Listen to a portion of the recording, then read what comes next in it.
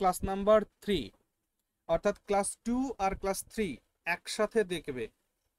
ঠিক আছে, কারণ ক্লাস 2তে আমরা আলোচনা করছিলাম হচ্ছে অ্যাডভেন্ট অফ ইউরোপিয়ানসদের নিয়ে আমাদের আলোচনা করার কথা ছিল, কিন্তু যেহেতু প্রিভিয়াস ক্লাসের একটা পোর্শন বাদ ছিল যে the rise of regional powers, সেটা পড়তে পড়তে আমাদের শুধুমাত্র আমরা কাদের সম্পর্কে পড়তে পেরেছিলাম ওখানে বলো?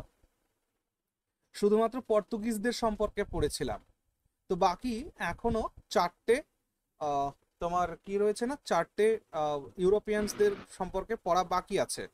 তো আজকের ক্লাসে আমরা সেই অ্যাডভেন্ট অফ ইউরোপিয়ানসের পার্ট 2 পড়ছি, অর্থাৎ ক্লাস নাম্বার 2 যেটা ছিল সেটা হচ্ছে অ্যাডভেন্ট অফ ইউরোপিয়ানসদের পার্ট 1 বলতে পারো, এটা পার্ট 2। এটা আজকে আমরা কমপ্লিট করব, অ্যান্ড দেন নেক্সট ক্লাস থেকে আমরা এই টপিকটা পড়ব যে expansion and consolidation of British power. তো সেইখানে গিয়ে ইন ডিটেলসে আমরা আরও কিছু দেখব। ওকে, ঠিক, তাহলে এটা যদিও ক্লাস নাম্বার 3 হবে না, এটা ক্লাস নাম্বার 4 হয়ে যাবে তখন। এটা আমরা নেক্সট ক্লাসে করব। আচ্ছা, তাহলে আজকে এখন আমাদের আলোচনা কোথা থেকে হবে না, এখন আমাদের আলোচনা হবে হচ্ছে পর্তুগিজদের হয়ে গেছে, ডাচদের দিয়ে এখন আমাদের আলোচনা শুরু হবে। ওকে, চলো তাহলে এখানে দেখতে পাচ্ছ ডাচদের দিয়ে শুরু হবে। ডাচরা এসছিল কবে না, ডাচরা এসছিল 1602-তে এসছিল। এবার দেখো পর্তুগিজদের পর 100 বছর পরে আমাদের দেখা যাচ্ছে যে ডাচরা ভারতে আসছে, তাই না? 1498 1498 এ ভাস্কোডি গামার সাথে সাথে, ভাস্কোডি গামার ভারতে আগমনের সাথে সাথে পর্তুগিজদের ভারতে আগমন শুরু হয়েছিল। আর 1498-কে আমরা ধরে নিই 1500, তাহলে 1500 থেকে তারপরে দেখো 1602-তে ডাচেরা আসছে, ঠিক আছে না? তো সেই ক্ষেত্রে 100 বছরের একটা লম্বা সময় ধরে একমাত্র ইউরোপীয় দেশ পর্তুগাল, তারা ভারতবর্ষে এসে ট্রেড করেছে, তাদের যাবতীয় কাজকারবার করেছে। এখন 1602-তে কাদের আগমন ঘটছে না, ডাচদের আগমন ঘটছে। ডাচদের যে কোম্পানিটা ছিল সেই কোম্পানিটাকে বলা হতো ভিওসি, অর্থাৎ এটা দেখতে পাচ্ছ ভেরিনিগাইড অস্টিন ডিসচে কোম্পানি। এই নাম মনে রাখার কোনো দরকার নেই, যেটাকে আমরা Dutch United east India company বলে জানবো। তাহলে Dutch United east India company এটা 1602-তে এস্টাবলিশড হলো। 1602-এ এস্টাবলিশ হওয়ার পরে তারা ভারতবর্ষে আসলো ব্যবসা বাণিজ্য করার জন্য। কার হাত ধরে না, তারা এসছিল হচ্ছে কর্নেলস ডি হটম্যানের হাত ধরে এসছিল।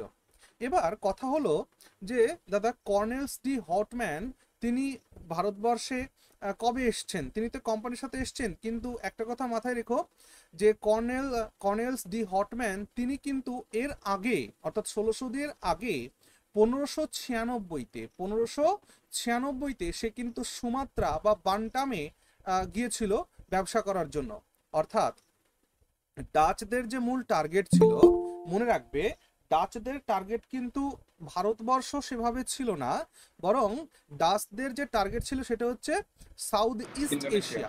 সাউথ ইস্ট এশিয়া অর্থাৎ আমাদের থেকেও পূর্ব দিকের যে এশিয়ান কান্ট্রিগুলো রয়েছে, দক্ষিণ পূর্ব এশিয়াতে ছিল ডাচদের টার্গেট।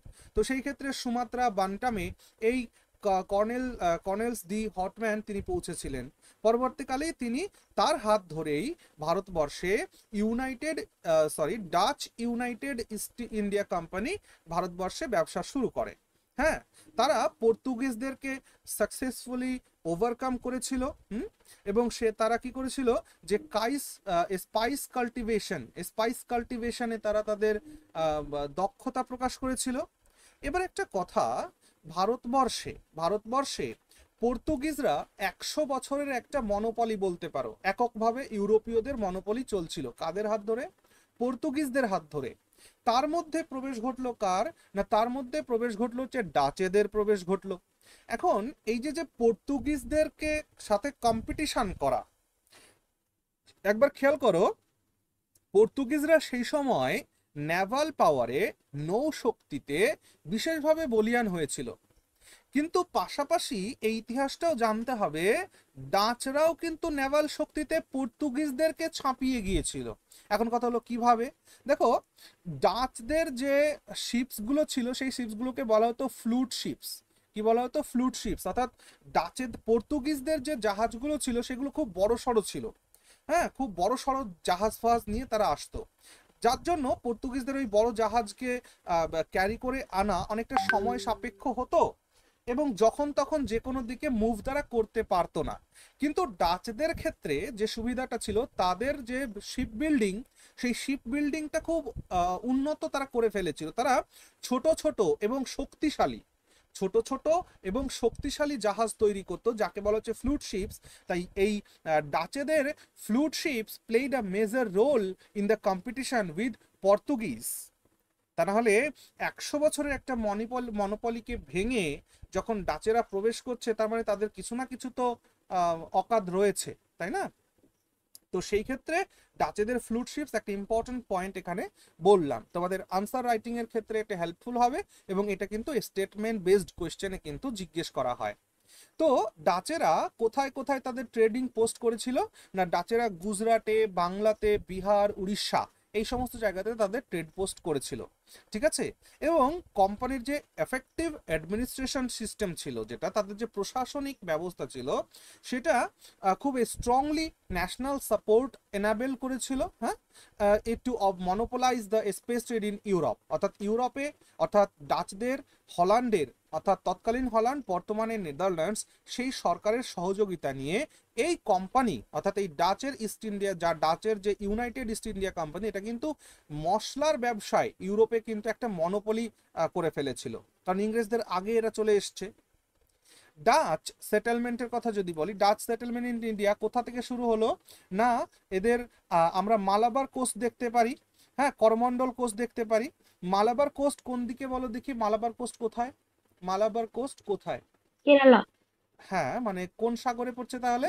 Arabian sea. মনে রাখবে, মালাবার কোস্ট হচ্ছে অ্যারাবিয়ান সি, আর করমন্ডল কোস্ট হচ্ছে বে অফ বেঙ্গল। মনে থাকবে, মালাবার কোস্ট হচ্ছে অ্যারাবিয়ান সি, অ্যারাবিয়ান সি, আর করমন্ডল কোস্ট হচ্ছে বে অফ বেঙ্গল। অর্থাৎ ভারতবর্ষের পূর্ব পাশ আর ভারতবর্ষের পশ্চিম পাশ, এই দুটো জায়গাতেই তাদের হয়েছিল। তো এখান থেকে কি প্রশ্ন করা হয়? প্রশ্ন জিজ্ঞেস করা হয় যে মালাবার কোস্টে ডাচেদের কোথায় কোথায় সেটেলমেন্ট ছিল না, মালাবার কোস্টে দেখতে পাচ্ছ যে sole port on this side, Malabar উপকূলে এদের একমাত্র পোতাশ্রয় ছিল, সেটা হচ্ছে ভেঙ্গুরলাতে ছিল। ভেঙ্গুরলাতে, যেটা কিনা কোথায় লোকেটেড ছিল? নর্থ গোয়া, উত্তর গোয়াতে। After after a protracted power struggle, the Dutch were ultimately defeated by English in the Battle of Bedora. হ্যাঁ, কিন্তু সময়ের সাথে সাথে কি হলো, মালাবার কোস্ট থেকে তাদেরকে হটানোর জন্য, মালাবার কোস্ট থেকে তাদেরকে হটানোর জন্য, অর্থাৎ গোয়া থেকে তাদের প্রতিপত্তি ধূলিসাৎ হলো কখন? সেটা কিন্তু হয়েছিল তোমার বে অফ বেঙ্গলে হয়েছিল, হুগলিতে হয়েছিল, যেটাকে বলা হয় ব্যাটল অফ বেদরা। অর্থাৎ আমরা যদি বলি যে ডাচেদের ক্ষমতার পতন কখন ঘটছে না, ডাচেদের ক্ষমতার পতন ঘটছে 1759 সালে। 1759 সালে, তাহলে কত বছরের ব্যবসা বলো দেখি? প্রায় 160 বছরের ব্যবসা। 1602-তে তাদের শুরু, 1759-এ তাদের পতন ঘটছে। কোথায়? ব্যাটল অফ বেদরা, বা এই ব্যাটল অফ বেদরাকে এই ব্যাটল অফ চিনসুরা বা চুচুড়া, আমরা যেটাকে বাংলা বলি চুচুড়া, বা ব্যাটল অফ হুগলি, একই কথা কিন্তু। এই তিনটে যুদ্ধ যে কোনো নামে দিতে পারে, তো don't be confused, okay. Battle of Bedara যেটা, ব্যাটল অফ চুচুড়াও যেটা, ব্যাটল অফ হুগলি একই কথা, 1759-এ হয়েছিল। এতে ইংরেজদের হাতে ডাচেদের পরাজয় ঘটে, ডাচেদের পতন ঘটে। এইখানে আন্ডার ব্র্যাকেট আমি একটা পয়েন্ট লিখে রেখেছি, দেখো, ইনভাইটেড বাই মির্জাফর, দেখতে পাচ্ছ? দেখো, সিরাজউদ্দৌলার সঙ্গে যখন ব্যাটল অফ পলাশি হলো 1757-তে, তখন কি হলো যে সেই ব্যাটেলের পরে ইংরেজরা কাকে বাংলার গদিতে বসিয়েছিল? মির্জাফরকে। এবার মির্জাফর বাংলার শাসন ক্ষমতা দখল করলেও, বাংলার নবাব হলেও, ইংরেজরা কিন্তু মির্জাফরকে তেমন পাত্তা দিত না। সেই কারণে মির্জাফর ইংরেজদের প্রতি একটু ক্ষুব্ধ হয়েছিল, আর ক্ষুব্ধ হওয়ার ফলে সে কি করেছিল, ডাচেদেরকে ইনভাইট করেছিল। কি করেছিল? ডাচেদেরকে ইনভাইট করেছিল মির্জাফর, যে আসো ভাই, ইংরেজদের সাথে যুদ্ধ করো। তো মির্জাফরের ইনভিটেশন পেয়ে ডাচেরা ইংরেজদের সাথে যুদ্ধ করেছিল 1759 সালে, যেটা ব্যাটল অফ বেদরা বা ব্যাটল অফ চুচুড়া বা ব্যাটল অফ হুগলি নামে পরিচিত। যার জন্য মির্জাফরকে সরিয়ে দিয়ে ইংরেজরা বাংলার নবাব কাকে করেছিল? মির্জাফরের জামাই মীর কাসিমকে করেছিল। এবং পরবর্তীকালে আমরা দেখব ব্যাটল অফ বক্সার যুদ্ধে মীর কাসিমও ইংরেজদের আধিপত্য স্বীকার করতে অসম্মত হওয়ায় সে কি করবে? 1764 খ্রিস্টাব্দে দেখা যাবে যে সে একটা ট্রিপল অ্যালায়েন্স তৈরি করবে। সেই ট্রিপল অ্যালায়েন্সের মধ্যে কে কে থাকবে? মোগল সম্রাট শাহ আলম থাকবে, তারপর থাকবে হচ্ছে অওয়াধের সুজাউদ্দৌলা থাকবে, আর বাংলার মীর কাসিম। এই তিনটি শক্তিকে ইংরেজরা একসাথে পরাজিত করবে হচ্ছে ব্যাটেল অফ বক্সাতে, এবং শেষমেশ ইংরেজদের একটা সরাসরি ভারতের শাসন ব্যবস্থায় তাদের একটা প্রবেশ ঘটবে। এবার যদি বলা হয় যে করমন্ডল কোস্টে অর্থাৎ বে অফ বেঙ্গলে এই ক্ষেত্রে ডাচেদের সেটেলমেন্ট কোথায় ছিল, সেটা তোমার মোটামুটি ছিল হচ্ছে তোমার following earlier successful attempt to initiate trade at Surat and on the Malabar coast, admiral van der Hagen established trade with Coromandel coast, setting up a permanent factory at Masulipatnam. অর্থাৎ এটা মনে রাখবে, ডাচেদের ক্ষেত্রে মুসলিপত্তনম ছিল হচ্ছে সব থেকে গুরুত্বপূর্ণ পয়েন্ট। আর ইংরেজদের ক্ষেত্রে যেটা হবে মাদ্রাজ, সেটা ডাচেদের ক্ষেত্রে হচ্ছে মুসলিপত্তনম। তো মুসলিপত্তনমে কিন্তু ডাচেরা তাদের পার্মানেন্ট সেটেলমেন্ট গড়ে তোলে 1605-এ। তারা অ্যানাদার একটা ফ্যাক্টরি স্থাপন করেছিল, সেটা হচ্ছে তোমার তেগনাপত্তনমে, যেটাকে বলা হতো ফোর্ট সেন্ট ডেভিড। কবে ফোর্ট সেন্ট ডেভিড বলা হতো? সেটা কবে? 1610-এ তারা করেছিল। এটা কিসের ফলে? ওইখানের যে রাজা ছিল চন্দ্রগিরি, এই চন্দ্রগিরির ইতিহাসটা কিন্তু খুব ইম্পর্টেন্ট, দেখবো আমরা পরবর্তীকালে। চন্দ্রগিরির সঙ্গে নেগোসিয়েশন করে ডাচেরা কিন্তু পুলিকটে তারা কিন্তু তাদের ফ্যাক্টরি সেট আপ করেছিল, যেটাকে নাম দিয়েছিল ফোর্ট অফ গেলড্রিয়া। ওকে, আজকে আমরা ক্লাসের শেষে এই যে চ্যাপ্টারটা পড়ছি, অর্থাৎ অ্যাডভেন্ট অফ ইউরোপিয়ান্স, এই অ্যাডভেন্ট অফ ইউরোপিয়ান্সদের এই চ্যাপ্টার থেকে আমাদের বিগত বছরগুলোতে ইউপিএসসি তথা বিভিন্ন ভারতবর্ষের স্টেট পিসিএসে যে গুরুত্বপূর্ণ কোয়েশ্চেনগুলো জিজ্ঞেস করা হয়েছিল, সেটাও কিন্তু আমরা দেখে নেব। মোটামুটি 10-20টা কোয়েশ্চেন ওখানে কিন্তু রয়েছে। So see it carefully. Okay, the trade during Dutch পিরিয়ডের সময় এক্সপোর্টের কথা যদি বলো, তোমাদের কারো মাইক অন আছে? একটু দেখো তো, বলরাম মন্ডল, মাইকটা অফ করে দাও যার মাইক অন আছে। হ্যাঁ, তো এক্সপোর্টের কথা যদি বলি, তাহলে এক্সপোর্ট দেখো, প্রাইমারি এক্সপোর্ট হতো করমন্ডল কোস্ট থেকে ডাচেদের সময়, সেটা ছিল mostly textiles, specially woven clothes, যেগুলো হাতে বোনা তাঁতের কাপড় যেগুলো, সেটা, এবং ডিস্টিংটিভ প্যাটার্নের সেই জিনিসগুলো ছিল। Additionally Dutch engaged in exporting Indigo, salt Peter, opium, এইগুলো তারা এক্সপোর্ট করতো, ঠিক আছে। মোটামুটি তারপরে যেটা কিনা জাভা আর চায়নাতে গিয়ে তারা ইয়েটা করতো, কনজামশনটা করতো। ওকে, অর্থাৎ ভারত থেকে নিয়ে গিয়ে ইন্ডিগো বা সল্টপিটের এগুলো জাভাতে বা চায়নাতে তারা এগুলোকে বিক্রি করতো, ইল্ডিং সিগনিফিক্যান্ট প্রফিটস, এর থেকে তারা প্রচুর পরিমাণে লাভ অর্জন করে। ডাচ প্রাইমারিলি ট্রেডেড স্পাইস, ডাচেরা মূলত মশলা, indigo, raw silk, rice, opium, এই সমস্ত জিনিসগুলোকে তারা ব্যবসা করত। এবং ডাচেদের সব থেকে যেটা পিভোটাল রোল প্লে করেছিল, যে ভারতবর্ষকে সেন্টার তারা করেছিল, trade centre only for textile এক্সপোর্টসের জন্য। কারণ ভারতের তৎকালীন সময় ভারতের পোশাক বিশ্ব মানের হতো এবং এর বিশাল বড় চাহিদা ছিল ইউরোপের মার্কেটগুলো। ওকে, পুলিকট এটা কিন্তু তাদের একটা মেইন সেন্টারে কনভার্ট হয়েছিল 1616 নাগাদ। কিন্তু পরবর্তীকালে নাগাপত্তিনাম সেই জায়গাটা নেয়। অর্থাৎ প্রথমে পুলিকট ডাচেদের মেইন সেন্টার হয়েছিল, পরবর্তীকালে নাগাপত্তিনাম তাদের মূল সেন্টার হয়েছিল। ডাচেদের ট্রেডিং সিস্টেম কে বলা হতো কার্টেল সিস্টেম।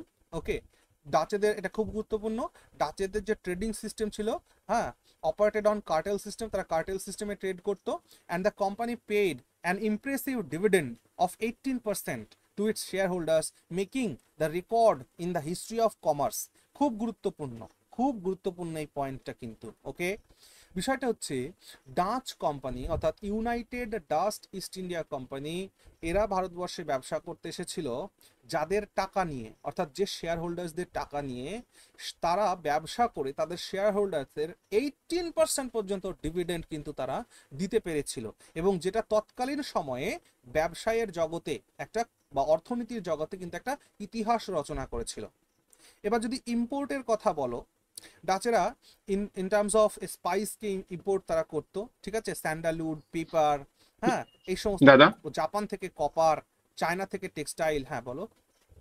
বলছি দাদা, ওটা ডিভিডেন্ড জন্য 18%, মানে একটু একটু ভালো করে বলবে কি এটা, মানে হ্যাঁ, ডিভিডেন্ড মানে লভ্যাংশ। ওকে, মনে করো কোন আচ্ছা, মানে লাভের 18%। হ্যাঁ, লাভের 18% তারা কিন্তু শেয়ার হোল্ডার্সদেরকে দিতে সমর্থ হয়েছিল। তার মানে বুঝতে পারছো কত মানে বিশাল একটা তাদের ব্যবসা অনেক ছিল, বিরাট ব্যবসা অনেক ছিল লাভ তাদের। জাপান থেকে তারা কপার সংগ্রহ করত, চায়না থেকে তারা টেক্সটাইল সংগ্রহ করত।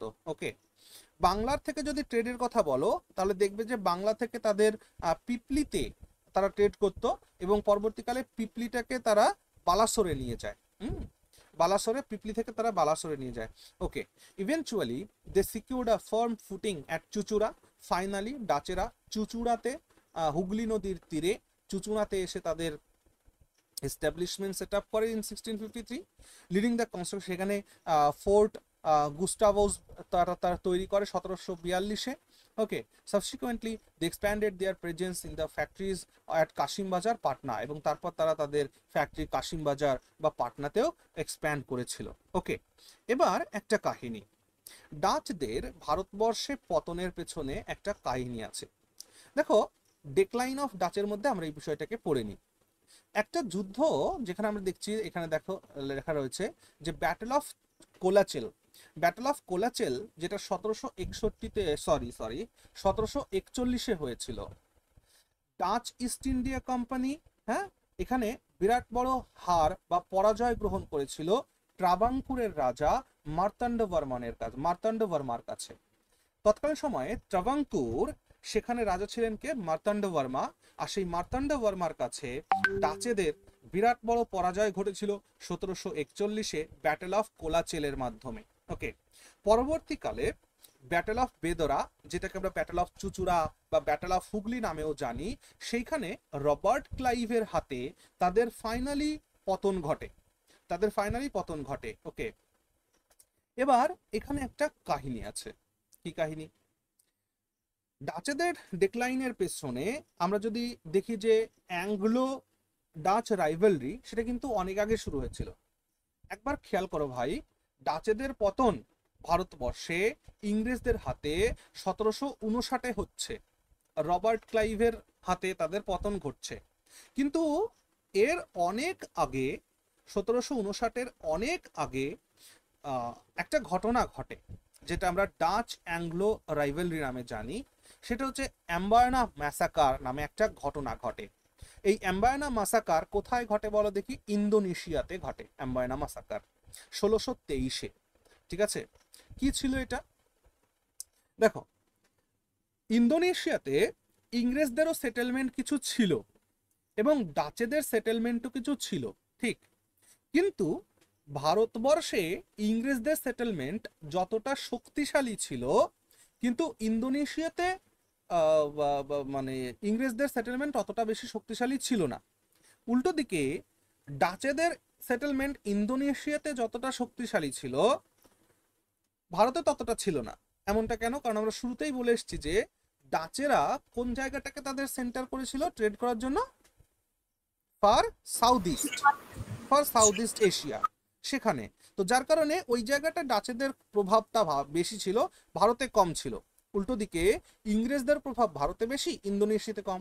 যার কারণে এই অ্যাম্বায়না ম্যাসাকার, মানে এখানে ম্যাসাকার বলা হচ্ছে কিন্তু এটা হাস্যকর, কারণ ম্যাসাকার কাকে বলে সেটা তো আমরা পরে জানতে পারবো, তাই না?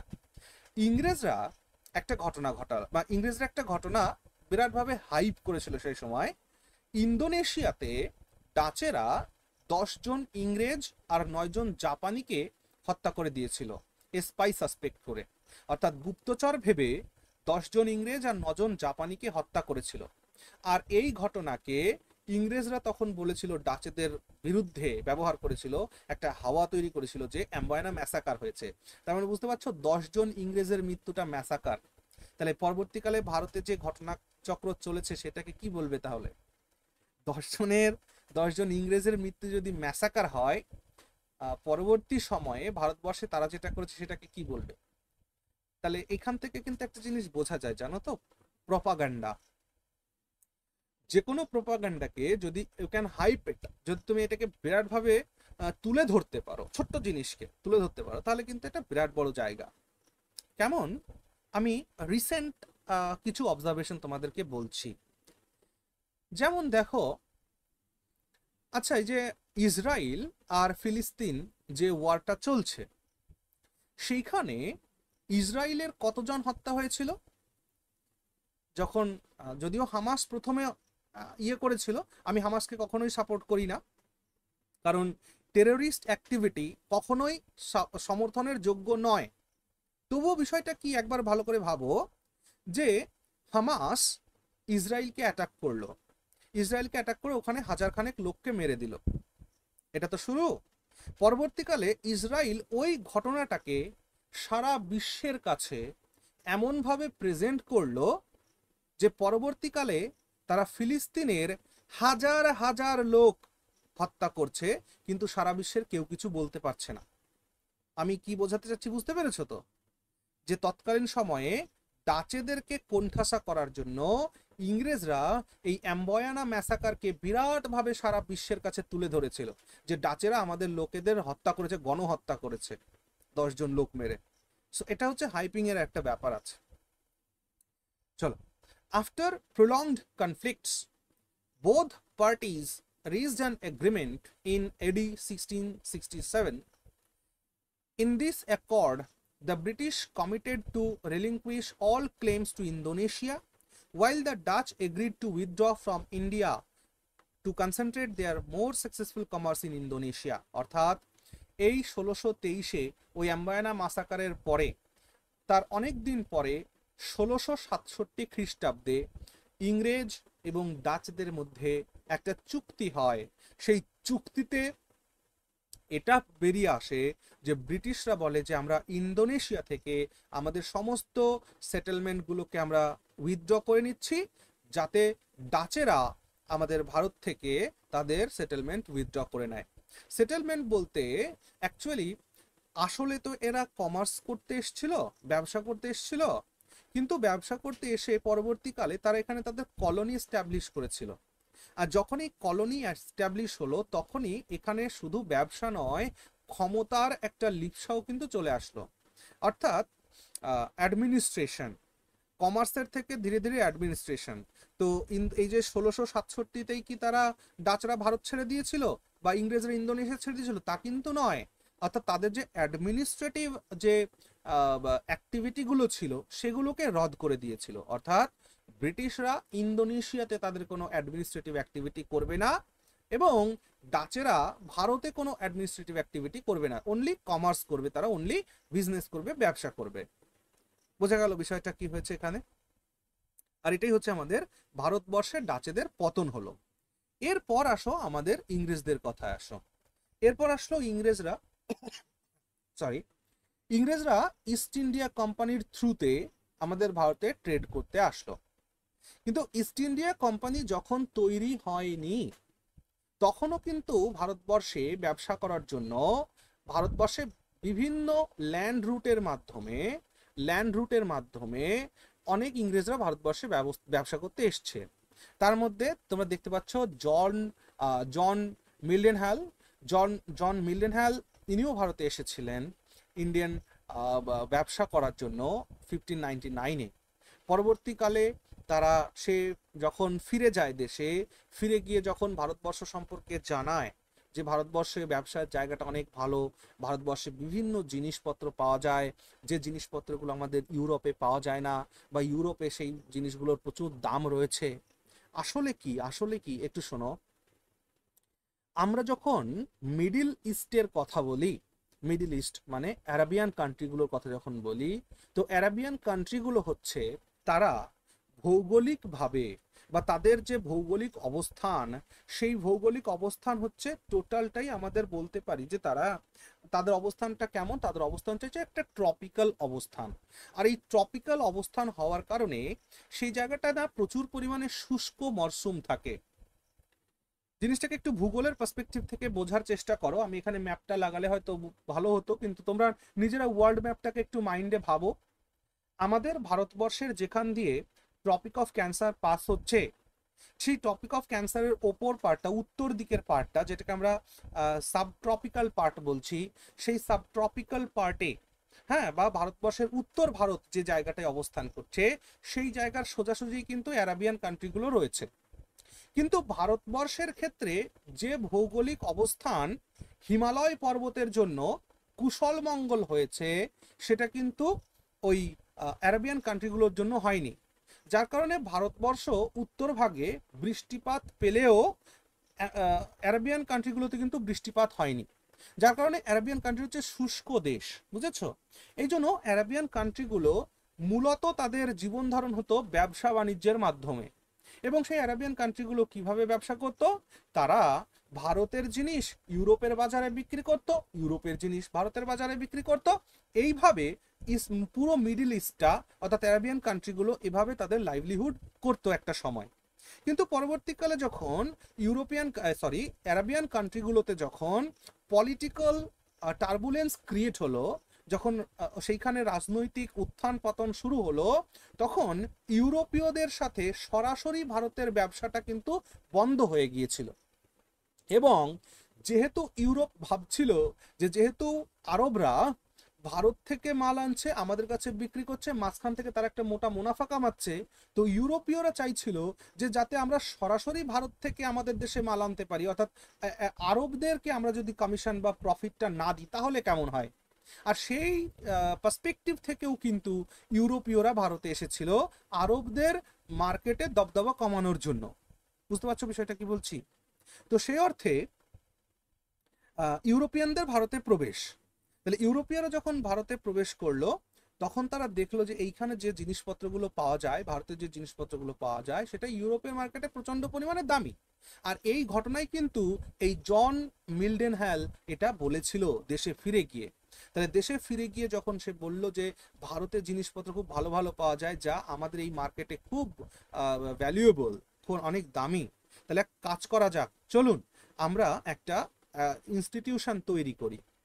তো সেই সময় 200 জন, অ্যাপ্রক্সিমেটলি 200 জন বড় বড় মার্চেন্ট ব্যবসায়ী মিলে একটা ইনস্টিটিউশন ক্রিয়েট করলো, যে ইনস্টিটিউশনটার নাম দেওয়া হলো ইংলিশ ইস্ট ইন্ডিয়া কোম্পানি। আর এই English East India company December মাসের 31 তারিখ 1600 খ্রিস্টাব্দে তৎকালীন ব্রিটেনের রানী এলিজাবেথ প্রথম এলিজাবেথের থেকে একটা চার্টার পেল 20 বছরের জন্য, যে তারা ভারতবর্ষে এসে ইস্ট ইন্ডিজে এসে বা ব্যবসা বাণিজ্য করবে, অর্থাৎ অন্য কোনো কোম্পানি যাতে ভারতবর্ষে না আসতে পারে, ইস্ট ইন্ডিয়া কোম্পানি শুধু এখানে ব্যবসা করতে আসবে, এই সনদ নিয়ে তারা ভারতে প্রবেশ করলো। তাহলে এইভাবে যখন তাদের ইনিশিয়ালি তাদের যখন ভারতে ইস্টার্ন আর্কিপেলাগোতে তাদের যখন প্রবেশ ঘটলো, আর্কিপেলাগো মানে দ্বীপপুঞ্জ, ওকে, তাহলে পূর্বের এই দ্বীপগুলোতে যখন তাদের প্রবেশ ঘটলো, হ্যাঁ, কোম্পানিজ ফার্স্ট টু ভয়েস যেটা হয়েছিল 1601 থেকে 1606 এর মধ্যে, সেটা direct towards etching in Sumatra, বান্টাম, মালাক্কাজ, এই সমস্ত জায়গাগুলোতে, অর্থাৎ সাউথ ইস্ট জায়গাগুলোতে এদের মূল টার্গেটটাকে কিন্তু করেছিল প্রথম। কিন্তু পরবর্তীকালে দেখা গেল 1608 সালে গুজরাটের সুরাটে এক ভদ্রলোক এসে ল্যান্ড করলেন। তার নাম কি? তার নাম হচ্ছে স্যার উইলিয়াম হকিন্স। এই উইলিয়াম হকিন্স তিনি 1608-এ গুজরাটের সুরাটে এসে যখন ল্যান্ড করলেন, ল্যান্ড করে তিনি অ্যাকচুয়ালি ভারতের তখন মোগল সম্রাট ছিল হচ্ছে আকবর, আকবরের কাছে ব্যবসায়ের পারমিশন চাওয়ার জন্য তিনি গিয়েছিলেন। এবং তিনি একটা চিঠি নিয়ে এসেছিলেন। কার চিঠি? না, কিং জেমস প্রথমের চিঠি আকবরের কাছে নিয়ে এসেছিলেন ব্যবসায়ের পারমিশন নেওয়ার জন্য।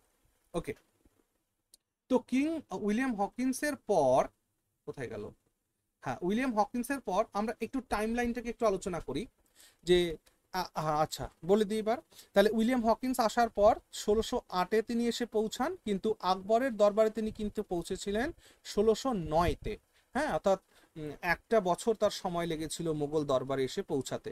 এবং তিনি কার চিঠি নিয়ে এসেছিলেন? তিনি চিঠি নিয়ে এসেছিলেন কিং জেমস প্রথমের। ওকে, চলো তাহলে টাইম লাইনটা কি?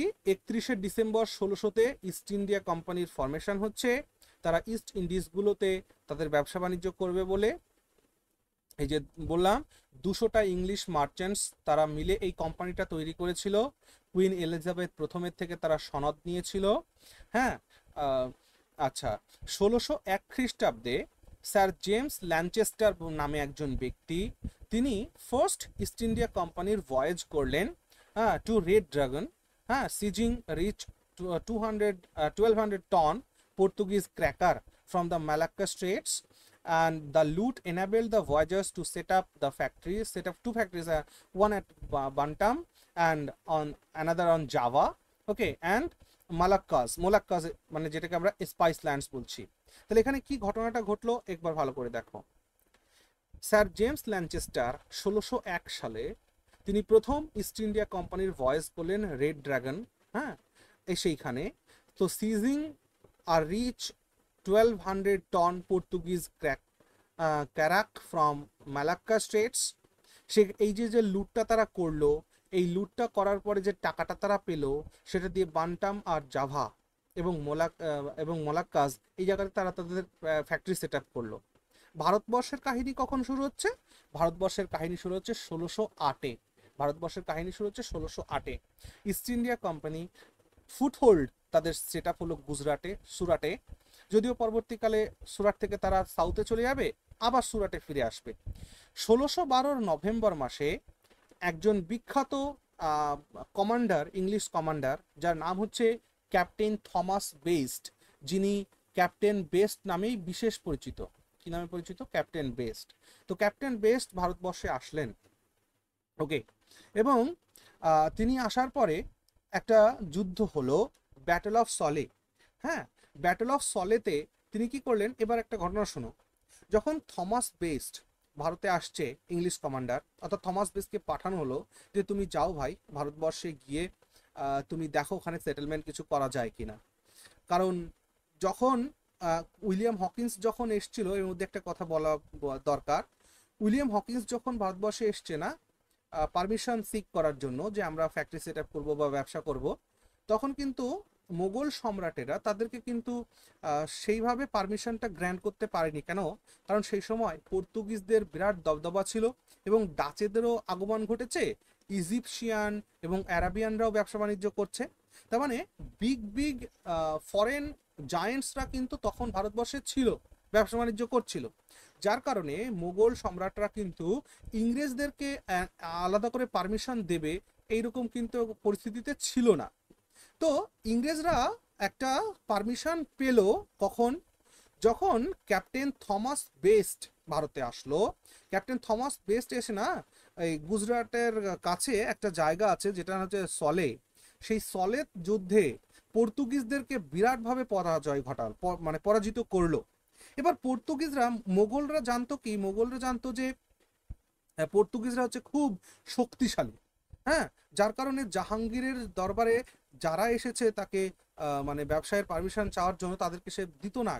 কিন্তু এই ব্যাটল অফ সলির যুদ্ধের পর, অর্থাৎ ইংরেজরা যখন পর্তুগিজদেরকে পরাজিত করে দিল, তখন কিন্তু মুঘল সম্রাট জাহাঙ্গীর ইংরেজদেরকে ব্যবসা করার জন্য পারমিশন দিল। আর তখন 1613-তে তাদের ফ্যাক্টরি সেট আপ হলো প্রথম গুজরাটে, সুরাটে আর কি। বুঝতে পারছো কি বলছি? তার কিছুদিন পরে অন্ধ্রপ্রদেশের মুসুলিপত্তা নামে 1616-তে তাদের ফ্যাক্টরি সেট আপ হলো। যদি কিনা ইংরেজরা এই কমান্ডার ক্যাপ্টেন থমাস বেস্টকে ভারতে না পাঠাতো, যদি ব্যাটল অফ সলে না হতো, তাহলে হয়তো ইতিহাসটা অন্যরকম হতো আজকে।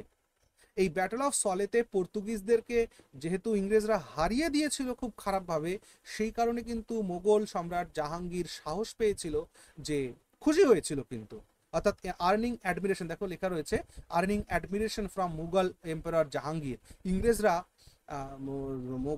ইংরেজরা মোগল সম্রাট জাহাঙ্গীরের প্রশংসা কুড়িয়েছিল কিন্তু ওই সময়।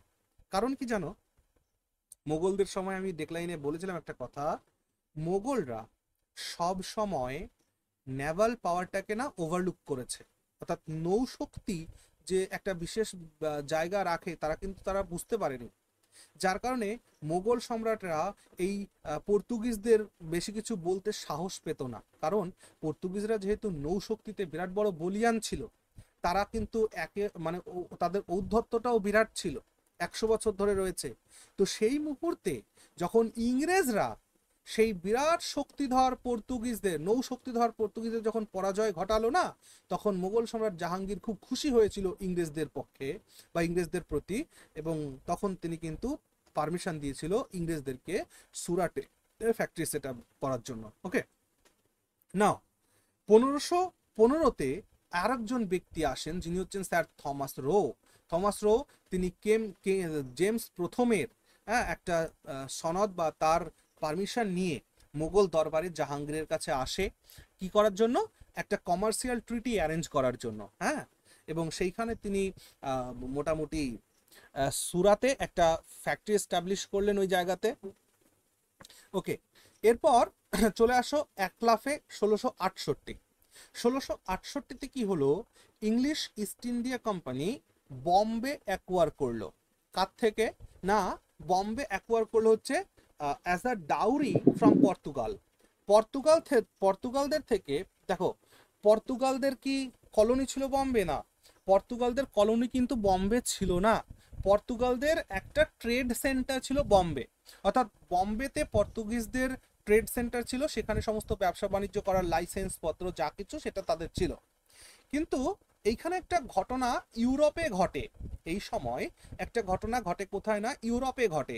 ইউরোপে পর্তুগিজদের মধ্যে এবং স্পেনের মধ্যে বিশেষ ফাইট চলছিল, ফাইট, ঠিক আছে।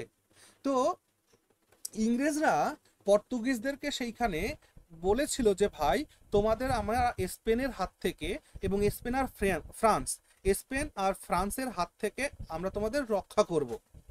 আমরা পরবর্তীকালে আর একটা বিষয়ে আলোচনা করব যখন সামনে যাব, ফ্রেঞ্চদের নিয়ে যখন আলোচনা হবে না, এই ফ্রেঞ্চদের আলোচনার মধ্যে আমি এই গল্পটা তোমাদের করব, এখন আর করছি না।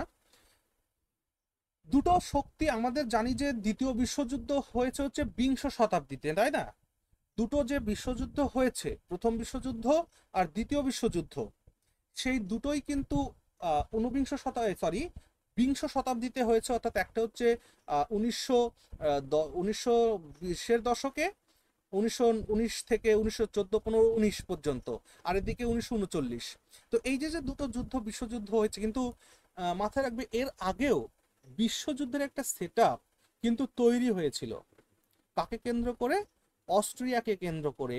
অস্ট্রিয়া আর ক্রোয়েশিয়া, এই দুটো দেশকে দিয়ে একটা বিশ্বযুদ্ধের একটা বাতাবরণ তৈরি হয়েছিল, পরে আলোচনা করব। তো সেই সময় থেকেই দেখা যাবে যে ইউরোপে দুটো গ্রুপে ভাগ ছিল, একটা জায়গায় তো ফ্রান্স আর স্পেন এই দুটো শক্তি, আর একটা জায়গায় এই যে ব্রিটেন, তারপর তোমার পর্তুগিজ, এদের একটা গোষ্ঠী। তো কি হচ্ছিল ঘটনাটা, হচ্ছে যে পর্তুগিজদের স্পেন বা ফ্রান্সের হাত থেকে রক্ষা করার জন্য ব্রিটেন বলেছিল যে ভাই আমরা তোমাদেরকে সাহায্য করব। এবার সাহায্য তো মুখে মুখে হয় না, তাহলে এক কাজ করো, আমরা আমাদের মধ্যে বৈবাহিক সম্পর্ক তৈরি করে ফেলি। তাহলে বৈবাহিক সম্পর্ক তৈরি করলে পর্তুগাল ইংল্যান্ড ভাই ভাই হয়ে যাবে, মানে আত্মীয় হয়ে যাবে, তখন আর এদেরকে ওই স্পেন বলো বা ফ্রান্স বলো এরা অ্যাটাক করবে না, এরকম একটা ব্যাপার ছিল। তো সেই সময় কি হলো যে ব্রিটেনের রাজা চার্লস সেকেন্ডের সাথে পর্তুগালের প্রিন্সেস ক্যাথরিনের বিবাহ বন্ধনে আবদ্ধ হলো। ওকে, আর সেই বিবাহ বন্ধনে আবদ্ধ হয়ে এবার যেহেতু বম্বে, হ্যাঁ বম্বে যেহেতু পর্তুগিজদের অধীনে ছিল, ব্যবসায়িক সেন্টার, নট অ্যাডমিনিস্ট্রেটিভ সেন্টার, ব্যবসায়িক সেন্টার, সেই অর্থে king Charles Bombay as a dowry হিসাবে পেল, ঠিক আছে, ডাউরি, এবং 10 পাউন্ডস, ইয়ারলি 10 পাউন্ডসের মানে ভাতাতে বা একটা কি বলে ওটাকে, ট্যাক্সের মাধ্যমে চার্লস সেকেন্ড এটা ইস্ট ইন্ডিয়া কোম্পানিকে বম্বে দিয়ে দিল, বুঝতে পারছো? অর্থাৎ চার্লস সেকেন্ড ডাউরি হিসাবে, যৌতুক হিসাবে যে বম্বে পেল পর্তুগিজদের থেকে, সেটা পরবর্তীকালে ইস্ট ইন্ডিয়া কোম্পানিকে তারা দিয়ে দিল। ওকে, ব্যবসা করার জন্য। আর যখনই কোম্পানি বম্বে পেয়ে গেল, তার মানে becoming the headquarters on the west coast of India, ভারতবর্ষের ওয়েস্ট কোস্টে পশ্চিম উপকূলে একটা ট্রেড সেন্টার ইংরেজদের হয়ে গেল এখানে। ওকে, তারপর আমরা দেখতে পাবো যে ইংরেজদের ট্রেড পোস্ট কটা। ট্রেড পোস্টগুলো দেখো, ইংরেজদের ট্রেড পোস্ট ছিল হচ্ছে সুরাটে 1613-তে, মাদ্রাজ 1639, বম্বে 1668, আর কলকাতা 1690। মনে রাখো যে ইংরেজদের কাছে তাদের ব্যবসায়িক ট্রেড সেন্টার কিন্তু মাদ্রাজটা ছিল মেইন। বুঝতে পারছো যে ভাই সব কিছু হাতছাড়া হোক, কিন্তু মাদ্রাজ যেন হাতছাড়া না হয়। তো 1639-এ তাদের যে মাদ্রাজটা, এটা কিন্তু খুব গুরুত্বপূর্ণ ছিল ইংরেজদের জন্য। পরবর্তীকালে তারা যৌতুক হিসাবে বম্বেটাকে পেল 1668-তে, এবং পরবর্তীকালে কলকাতার যে অধিগ্রহণ হলো সেটা তো বিরাট একটা কাহিনী, ইতিহাস আমরা তো পড়েছি অলরেডি এবং আরো সামনে পড়বো। ঠিক আছে, কলকাতা দখল করা জব চারণকের হাত ধরে হবে, আলীনগরের সন্ধি হবে, সিরাজউদ্দৌলার সঙ্গে যুদ্ধ হবে, ইত্যাদি ইত্যাদি কাহিনী আছে। তো এরপর কি হচ্ছে দেখো, তাহলে এটা কিন্তু মনে রেখো, ইংরেজদের যদি ট্রেড পোস্ট বলতে হয়, মেইন ট্রেড পোস্ট, কিন্তু ইংরেজদের সাথে একটা কথা যায়, একটা হিন্দিতে একটা কথা আছে না, যে ऐसा कोई सागा नहीं जिसको हमने ठगा नहीं। এরকম একটা কথা আছে না হিন্দিতে, যে আমাদের এমন কোনো আত্মীয় নেই যে যাদেরকে আমরা ঠকাইনি। তো ইংরেজদের কাছে, ইংরেজদের জন্য এই প্রভাবটা খুবই অ্যাপ্লিকেবল হয়। অর্থাৎ ভারতবর্ষে তোমরা এমন কোনো স্থান খুঁজে পাবে না যেখানে ইংরেজরা থাবা বসায়নি। তবুও ইংরেজদের যে প্রসপারিটি সপ্তদশ শতাব্দীতে, অর্থাৎ 1700 শতাব্দীতে বা 17 শতাব্দীতে ভারতবর্ষে ইংরেজদের যে মেইন ট্রেড সেন্টারগুলোর কথা, এই চারটের কথা মনে রাখবে: সুরাট, মাদ্রাজ, বম্বে, কলকাতা। ওকে, 1690-এর ঘটনাটা কি হলো না, এখন ক্লাস জয়েন করছে বোঝো। 1690-এ English factory was established at the small village called Sutanuti by Job Charnock. 1690-তে জব চার্নক নামে এক ভদ্রলোক কলকাতার মাটিতে পা রাখলো, অর্থাৎ যে জায়গাটার নাম ছিল সুতানটি। এবং এই সুতানটি একটা, এখানে একটা ঘটনা আছে। ঘটনাটা কি, ইংরেজদের দেখো যখন এইরকম বারবারন্ত চলছে, এই কলকাতা 1690-তে অধিগ্রহণ করার আগে এখানে একটা ঘটনা ঘটেছিল।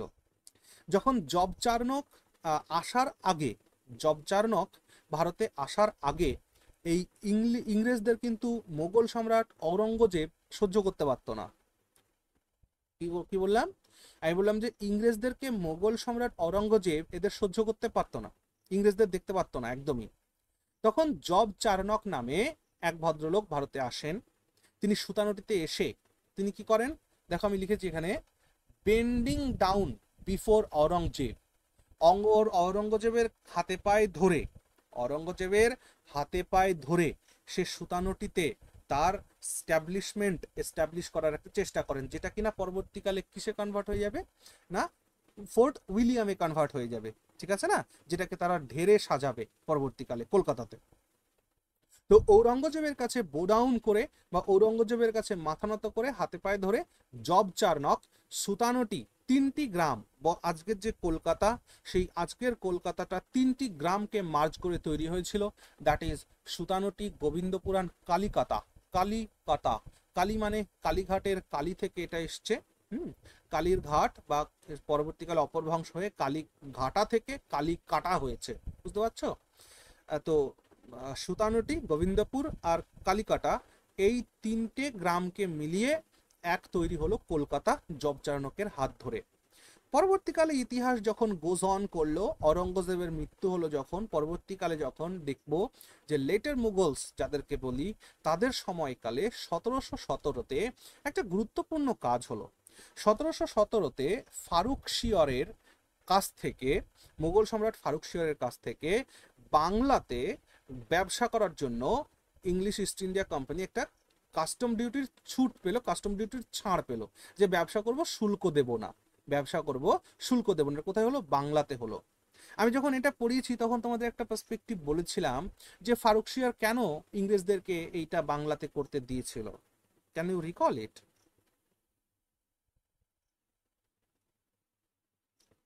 Can you recall it? Why Faruk Share granted this custom duty waiver?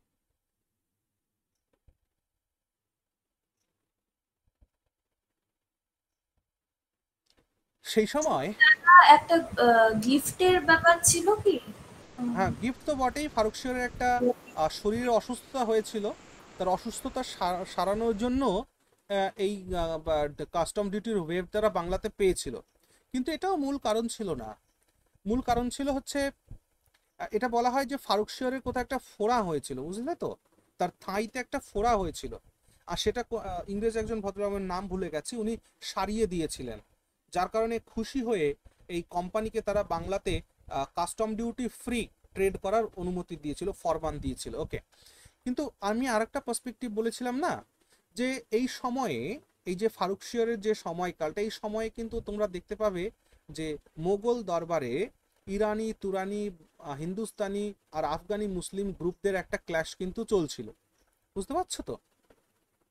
তো সেই সময় এই মোগলদের হাত থেকে সবাই ইন্ডিপেন্ডেন্ট হয়ে যাচ্ছিল, সবাই পৃথক পৃথক হয়ে যাচ্ছিল।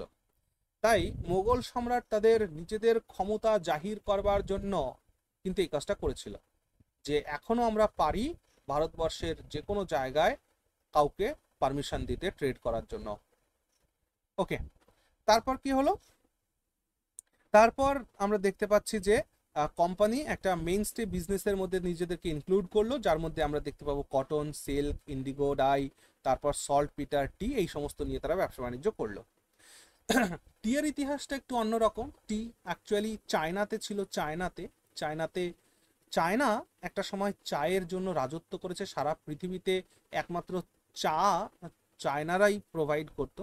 পরবর্তীকালে ইংরেজদের সাথে যখন গন্ডগোল হলো, ইংরেজরা যখন বলল, চায়নারা যখন বলল ইংরেজদেরকে তোমাদের ভাই আমরা চা দেব না, তখন ইংরেজরা কিন্তু আসামে, দার্জিলিংয়ে চায়ের ব্যবস্থাটা করলো।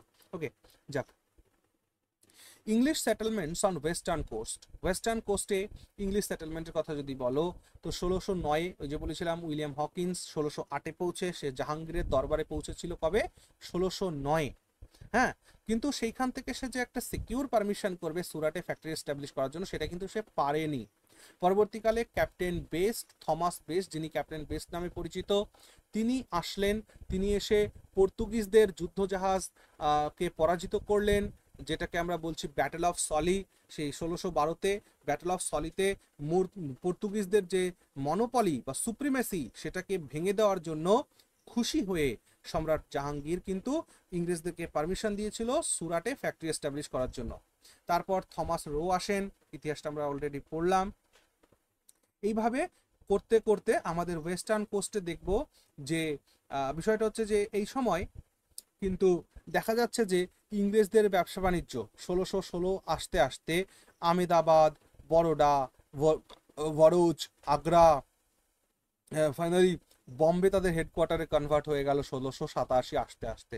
ওকে, এই সমস্ত জায়গায় কিন্তু তারা ওয়েস্ট কোস্টে কিন্তু তারা তাদের ফ্যাক্টরি সেট আপ করেছিল ফর বিজনেস পারপাস। ওকে, এখানে আরেকজন ব্যক্তির ইতিহাস রয়েছে, যেটা হচ্ছে তোমার জেরাল্ড আয়েঙ্গার।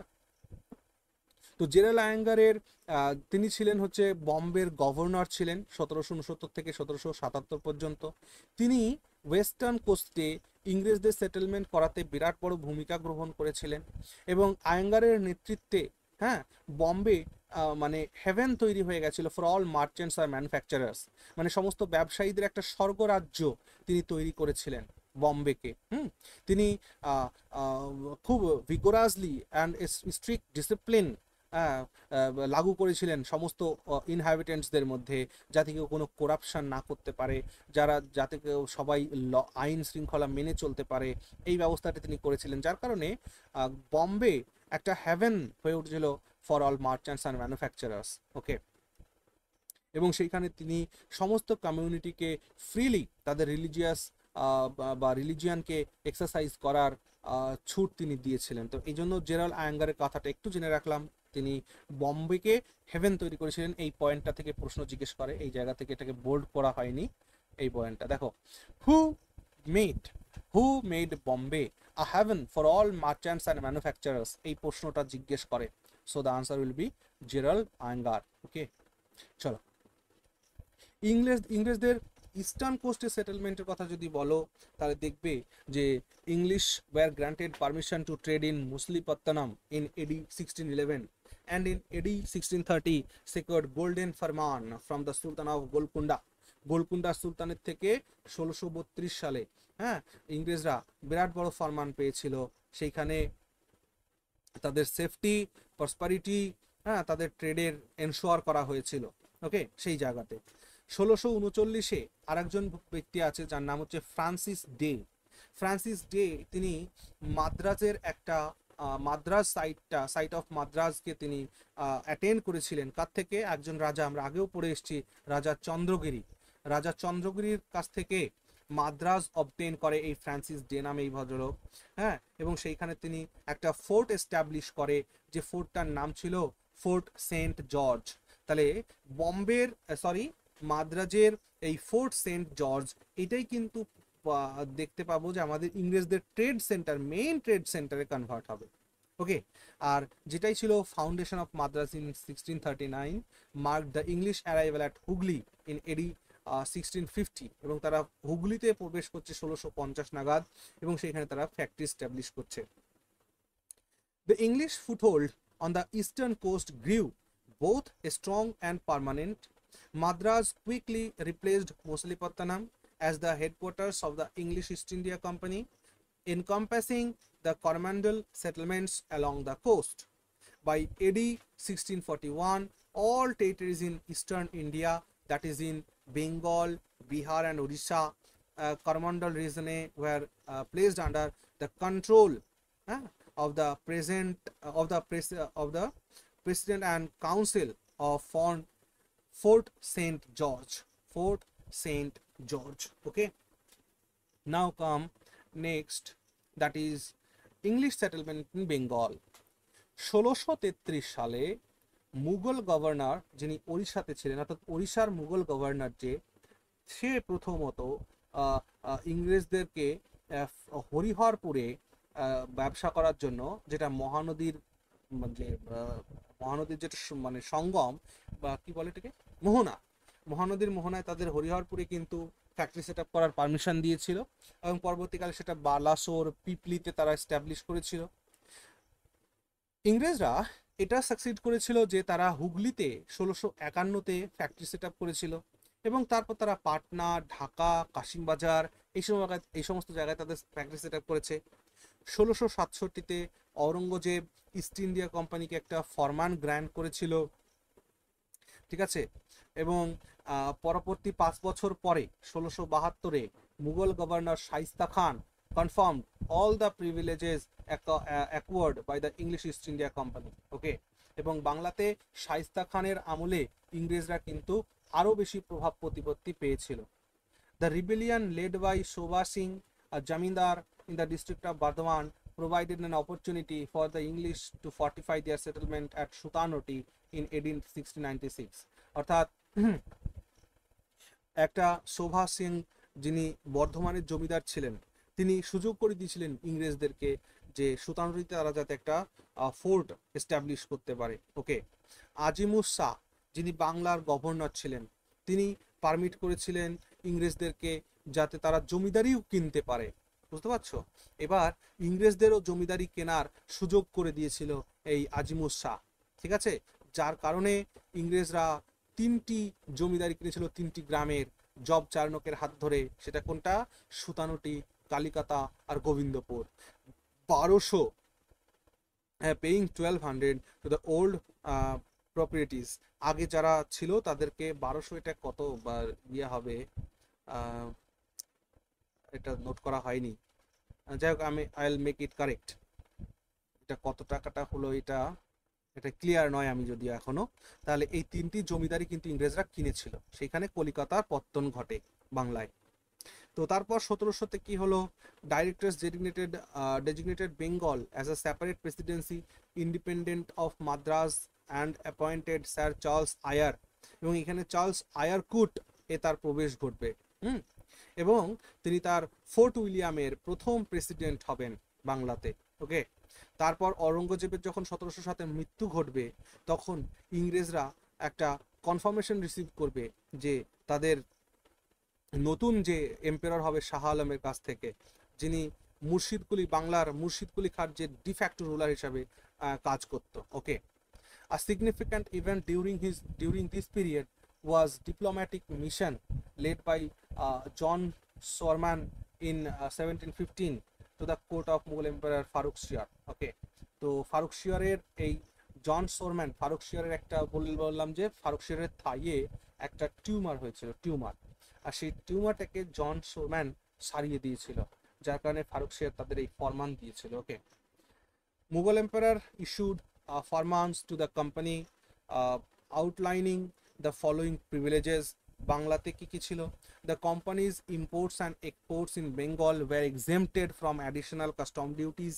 অর্থাৎ বাংলাতে তাদের যা ইম্পোর্ট বা এক্সপোর্ট যা কিছু হবে সেইখানে তাদের সমস্ত ধরনের অ্যাডিশনাল কাস্টম ডিউটি ছাড় দেওয়া হয়েছিল, except an annual payment of 3000, 3000 টাকা, বা এটাকে কি বলবো সে সময়ের 3000-এর পেমেন্টের পরিবর্তে, অ্যানুয়াল পেমেন্টের পরিবর্তে তাদেরকে এই কাস্টম ডিউটি ছাড় দেওয়া হয়েছিল। ওকে, আচ্ছা, and the company was also granted permission to lease additional lands around Kolkata, এবং কলকাতার আশেপাশে আরও জমি যাতে তারা লিজ নিতে পারে এই পারমিশনটাও দেওয়া হয়েছিল। এটা কার থেকে দেওয়া হচ্ছে? মোগল সম্রাটের পক্ষ থেকে দেওয়া হচ্ছে। Hyderabad, the company retained its old privileges in Hyderabad, enjoying freedom from trade dues and paying only the existing rent for Madras. অর্থাৎ হায়দ্রাবাদের ক্ষেত্রে দেখা যাচ্ছে যে তারা তাদের যে ডিউগুলো ছিল সেই ডিউগুলো পে না করে অনলি তারা এক্সিস্টিং যে রেন্ট সেটাকে পে করছিল। সুরাটের ক্ষেত্রে আমরা দেখেছি the company at Surat was exempted from all duties on its exports and imports. In return, it made an annual payment of 10,000. Okay, fourth more the coins, এইটা খুব গুরুত্বপূর্ণ। অর্থাৎ মুঘলরা ইংরেজদেরকে নিজেদের কয়েন তৈরি করার জন্য অ্যাট বম্বে এই সুযোগটা করে দিয়েছিল। বুঝতে পারছো তাহলে ইংরেজদের দবদবাটা আলটিমেটলি কেমন জায়গায় পৌঁছেছিল। In subsequent years, the English East India Company expanded its territorial influence. Notably, it defeated Dutch East India Company in the Battle of Bedora and French East India Company Battle of বন্দিবাস। আমরা বন্দিবাসের কাহিনী একটু পরেই পড়ব।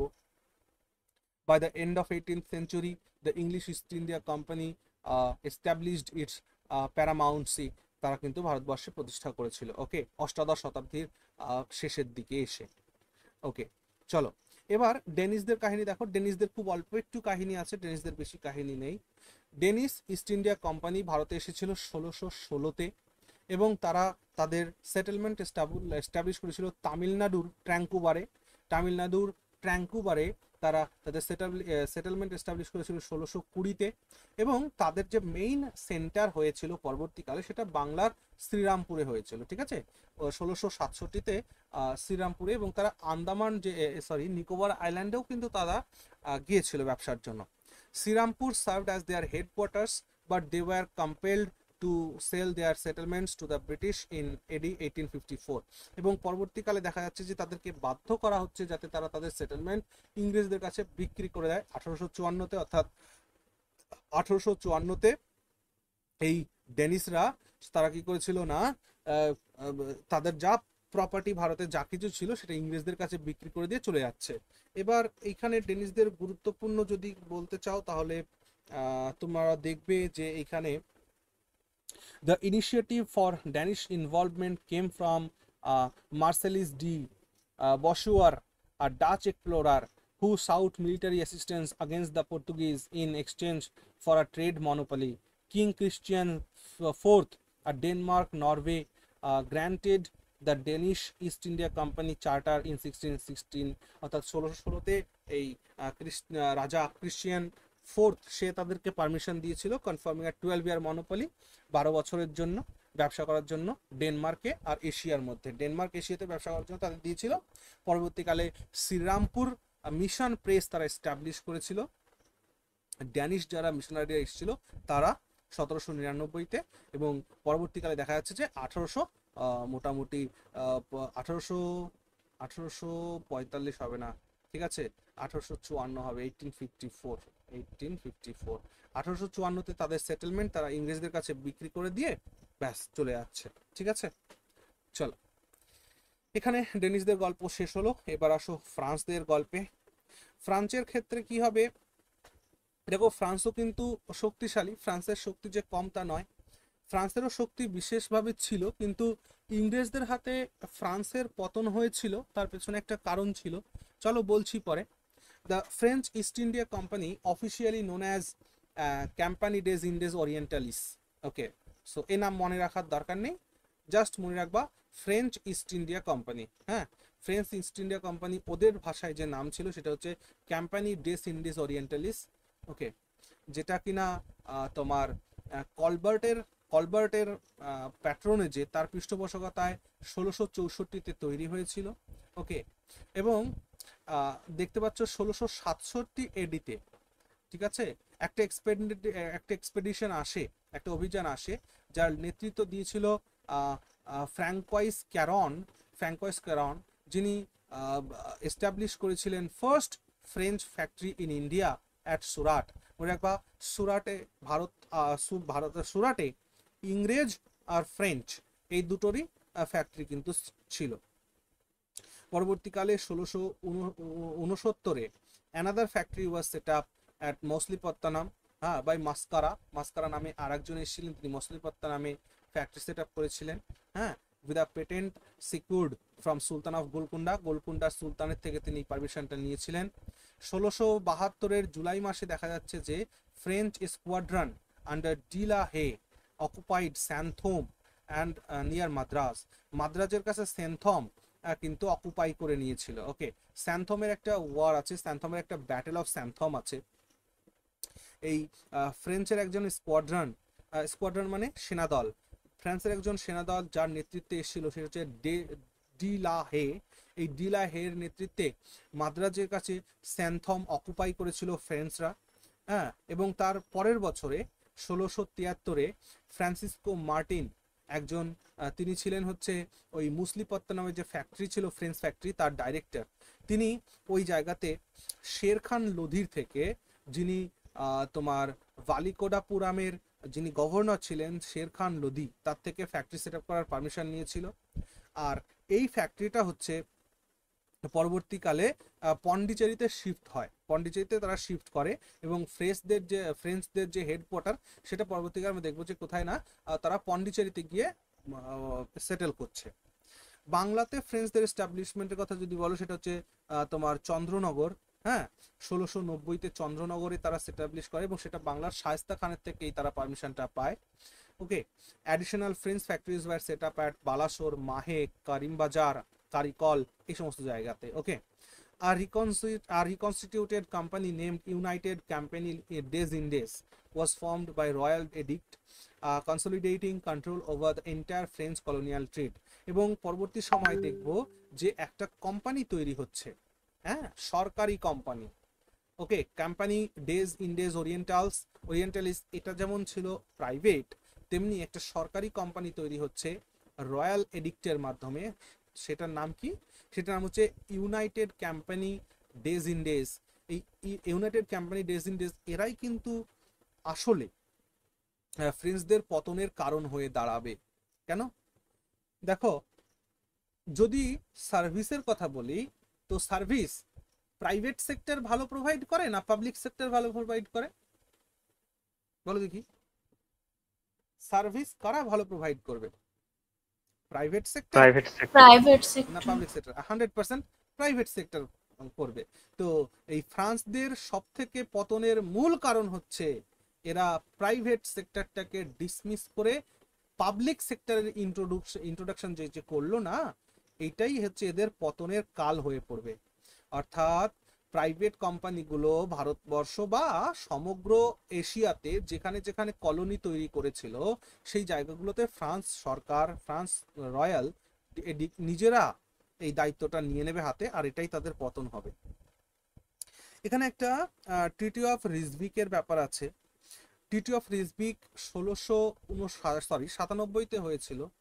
এইখানে তোমার ফ্রান্সের আর ইংল্যান্ডের যে যুদ্ধটা চলছিল, হ্যাঁ, France against grand collision of England, Dutch, Spain, এদের মধ্যে একটা কলিশন 9 বছর ধরে দীর্ঘ একটা যুদ্ধ হচ্ছিল।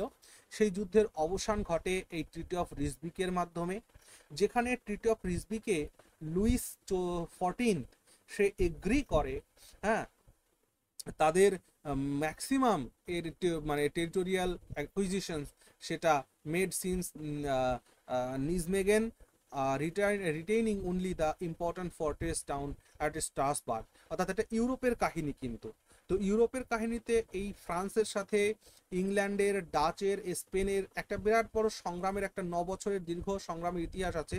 এটা ইউরোপের ইতিহাস, এটা আমাদের অতটা ইম্পর্ট্যান্ট নয়, তবে এর প্রভাব যে ভারতেও পড়বে সেটার জন্য এই পয়েন্টটাকে আমি এখানে রেখেছি, পরে আলোচনাতে আসবো।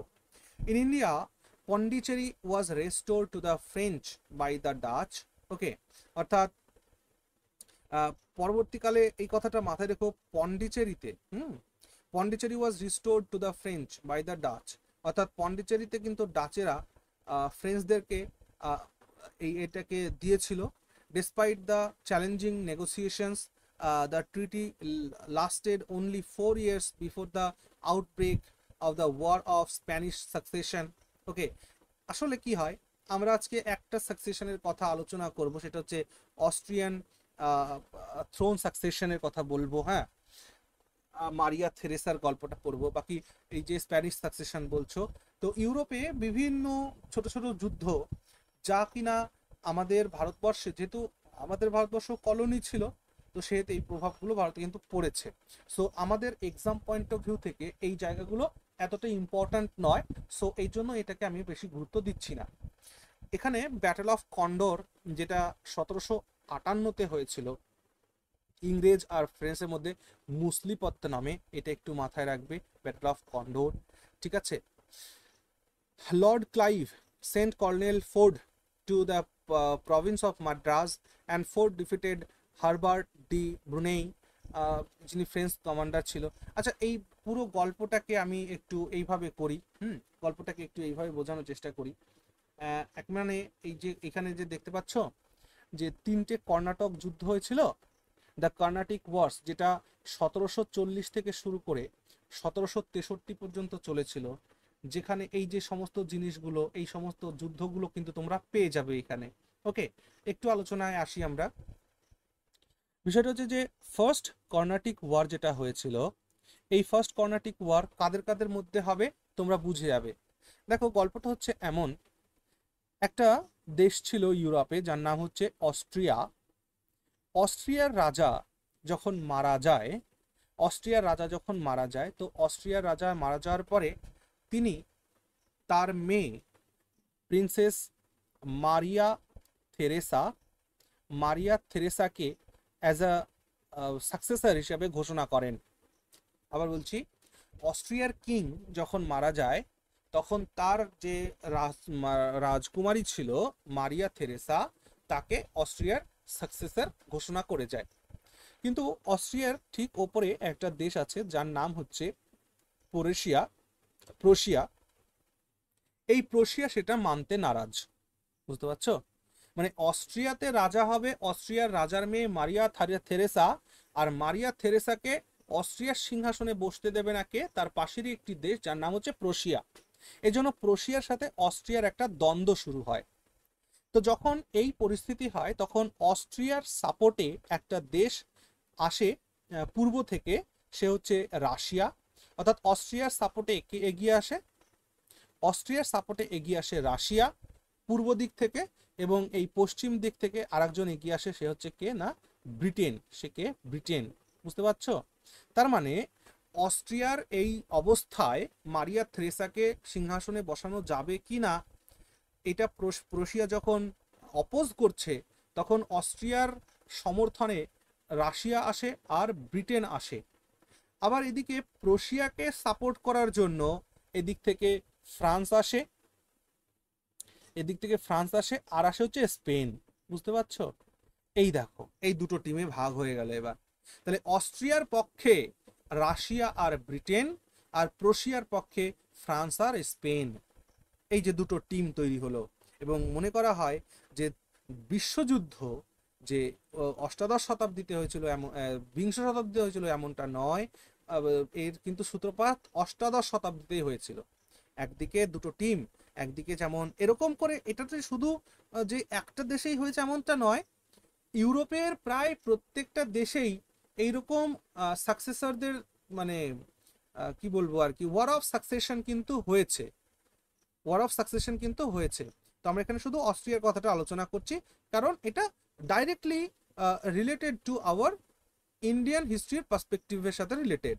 তাহলে কি দাঁড়ালো, অস্ট্রিয়ার সহযোগিতায় চলে আসলো রাশিয়া আর ব্রিটেন, রাশিয়ার সহযোগিতায় চলে আসলো ফ্রান্স আর স্পেন। তাহলে বলো দেখি, ইউরোপিয়ান কান্ট্রিতে স্পেনের বিরুদ্ধে রাশিয়া আর ব্রিটেনের বিরুদ্ধে ফ্রান্স হয়ে গেল, এরা দুটো দুই পক্ষের হয়ে গেল। আর সেই জায়গা থেকেই ফার্স্ট কর্নাটিক ওয়ার হলো ভারতবর্ষেও। তাহলে এই ফার্স্ট কর্নাটিক ওয়ার হলো 1746 থেকে 48 পর্যন্ত। আডিয়ারে হলো, মাদ্রাজে অবশ্যই, মাদ্রাজের একটা গ্রাম আডিয়ার, সেই আডিয়ারে হলো। এইখানে এইখানে আডিয়ার, আচ্ছা আডিয়ার যখন মনে পড়লো, আডিয়ার সম্পর্কে একটা কথা বলি, বলো তো দেখি। আমাদের একজন ভারতবর্ষের স্বাধীনতা সংগ্রামী আছে, তিনি বিদেশি, বিদেশি না বিদেশিনী মহিলা, তার হেডকোয়ার্টার ছিল আডিয়ার, বলো তো কে? Annie Besant, yes, very good, very good, Annie Besant, মনে রাখবে। অ্যানি বেসেন্টের হেডকোয়ার্টার ছিল কিন্তু আডিয়ার। আডিয়ার থেকেই তিনি তার সমস্ত স্বাধীনতা সংগ্রামের কাজ কারবার করতেন। যাক, লিভ ইট, আমাদের এই গল্পে ফিরে আসি। তাহলে এইরকম পরিস্থিতিতে ব্রিটেন আর ফ্রান্স একে অপরের শত্রু হয়ে গেল। এক অপরের শত্রু হওয়ার সেই প্রভাবটা ভারতেও পড়লো। কি হলো, 1746-48 আর্ডিয়ারের যুদ্ধ হলো। আর্ডিয়ারে যুদ্ধ যেটা হলো, যেটাকে বলা হয় ব্যাটেল অফ আর্ডিয়ার, বা এটাকেই বলা হয় battle of Saint Thomas, battle of Saint Thomas. Okay, battle of Saint Thomas বা ব্যাটেল অফ আর্ডিয়ার, এইটা হলো। এইখানে কি হলো, ফ্রান্সের পক্ষ থেকে জোসেফ ফ্রান্সিসকো ডুপ্লিক্স, সে কি করলো, ইংরেজদের বিরুদ্ধে যুদ্ধ করলো। এবার এখানে একটা ঘটনা আছে, যেহেতু এটা কর্ণাটকের আন্ডারে পড়তো, এই জায়গাটা কোথাকার আন্ডারে পড়তো বলো তো? কর্ণাটকের আন্ডারে পড়তো। আর সেই কর্ণাটকের আন্ডারে যে রাজা ছিল সেই কর্ণাটকের, সে ছিল হচ্ছে আনওয়ারউদ্দিন খান, আনওয়ারউদ্দিন খান। এখন ইংরেজরা দেখলো যে ফ্রান্সের সাথে আমরা সরাসরি কেন যুদ্ধ করব, যেহেতু কর্ণাটকের রাজা রয়েছে আনওয়ারউদ্দিন খান, তাহলে এক কাজ করি, চলো আমাদের একজন মেজরকে পাঠিয়ে দিই, যার নাম হচ্ছে স্ট্রেঞ্জার লরেন্স। তো ব্রিটিশরা একজন সেনাপতি মেজর কে পাঠালো, যার নাম হচ্ছে স্ট্রেঞ্জার লরেন্স। সেই স্ট্রেঞ্জার লরেন্স আনোয়ার উদ্দিনকে হেল্প করলো ফ্রান্সদের বিরুদ্ধে যুদ্ধযাত্রা করার জন্য। তাহলে সেইখানে হলো ব্যাটেল অফ আর্ডিয়ার, বা যেটাকে আমরা ব্যাটেল অফ সেন্ট থমাস বলছি, এই যুদ্ধটা হলো। এবং এই যে অ্যাক্সিলা চ্যাপেল দেখতে পাচ্ছ, অ্যাক্সিলা চ্যাপেলের একটা সন্ধি হয়েছিল ব্যাটেল অফ সেন্ট থমাসের পরে, যে সন্ধির মাধ্যমে যেটা এই অস্ট্রিয়ান ওয়ার অফ সাকসেশন যেটা ইউরোপে হয়েছিল, তার কনটেক্সটে এই ঘটনাগুলো ঘটছিল। হ্যাঁ, এইখানে না কিছু কিছু জিনিস সেটেলড হলো এই অ্যাক্সিলা চ্যাপেলের সন্ধিতে। কি কি জিনিস সেটেল হলো?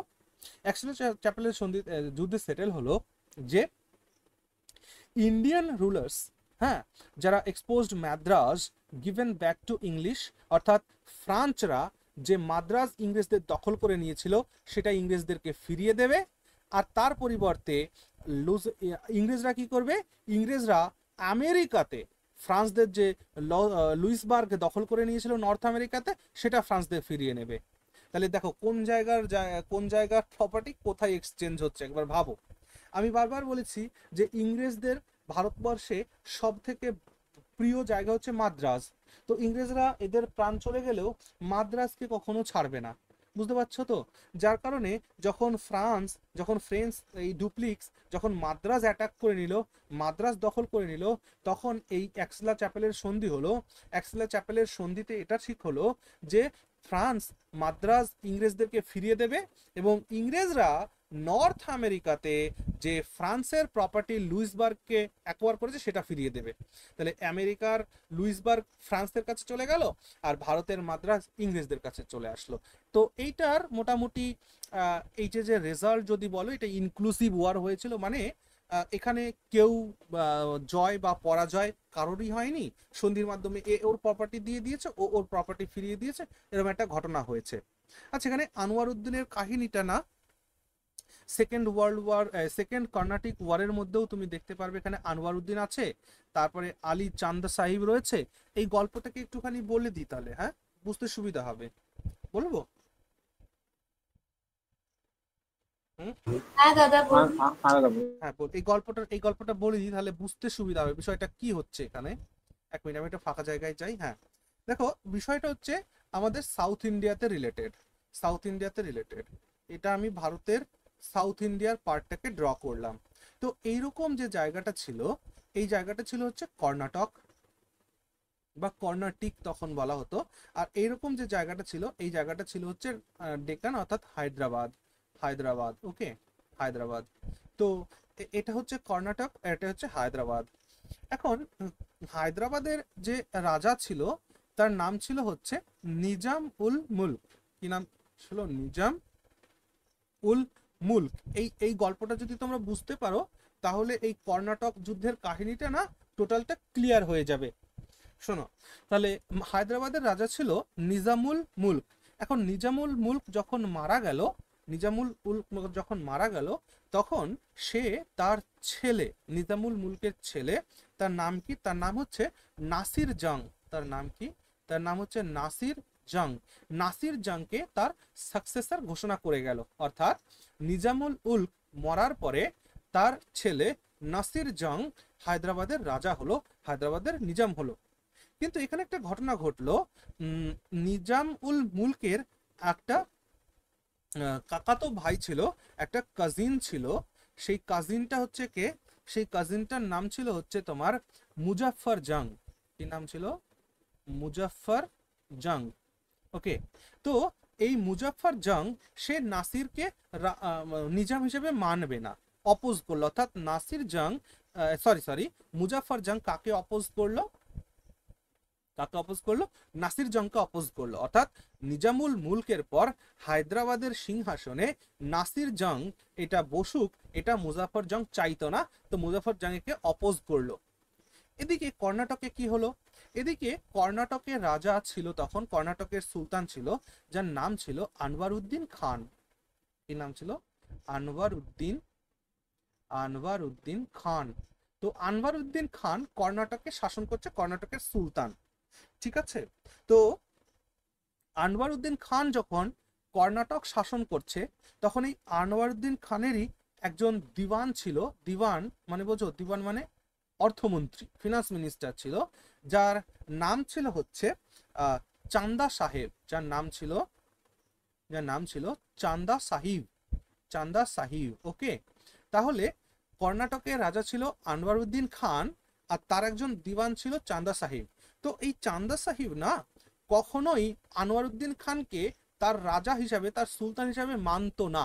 অর্থাৎ এদিকে দেখা যাচ্ছে যে হায়দ্রাবাদে মুজাফফর জং নাসির জংকে অপোজ করছে, আর কর্ণাটকে চান্দা সাহিব আনাওয়ারউদ্দিনকে অপোজ করছে। এইটুকুন গল্পটা কি ক্লিয়ার হয়েছে? হায়দ্রাবাদে নিজামের ছেলে নাসির জংকে অপোজ করছে নিজামের একটা ভাই মুজাফফর জং, আর এদিকে কর্ণাটকের সুলতান আনওয়ারউদ্দিন খানকে অপোজ করছে তার অর্থমন্ত্রী চান্দা সাহিব। এইরকম একটা পরিস্থিতিতে ইউরোপীয়রা ভারতবর্ষের দুটো টিমে ভাগ হলো। এবার দুটো টিম কার কার হবে? এখানে এক পাশে ইংরেজ থাকবে, এক পাশে ফ্রান্স থাকবে। কারণ এই সাম্রাজ্যের বা এই যে শাসনের গোলযোগ, এই অস্ট্রিয়াতেও সেই ঘটনাই তো ঘটলো। অস্ট্রিয়াতে থেরেসা মে তার যে ওয়ার অফ সাকসেশন হলো, অস্ট্রিয়ান ওয়ার অফ সাকসেশনে এই দুটো টিম ভাগ হয়েছিল, এখানেও সেই ঘটনা দেখা যাবে। তো এইখানে কি হলো দেখো, এইখানে নাসির জং এর সাপোর্টে চলে আসলো ব্রিটিশরা, আর মুজাফফর জংয়ের সাপোর্টে চলে গেল হচ্ছে ফ্রেঞ্চ। বুঝতে পারছো? নাসির জংয়ের সাপোর্টে চলে আসলো ব্রিটিশ, আর মুজাফফর জংয়ের সাপোর্টে চলে আসলো ফ্রেঞ্চ।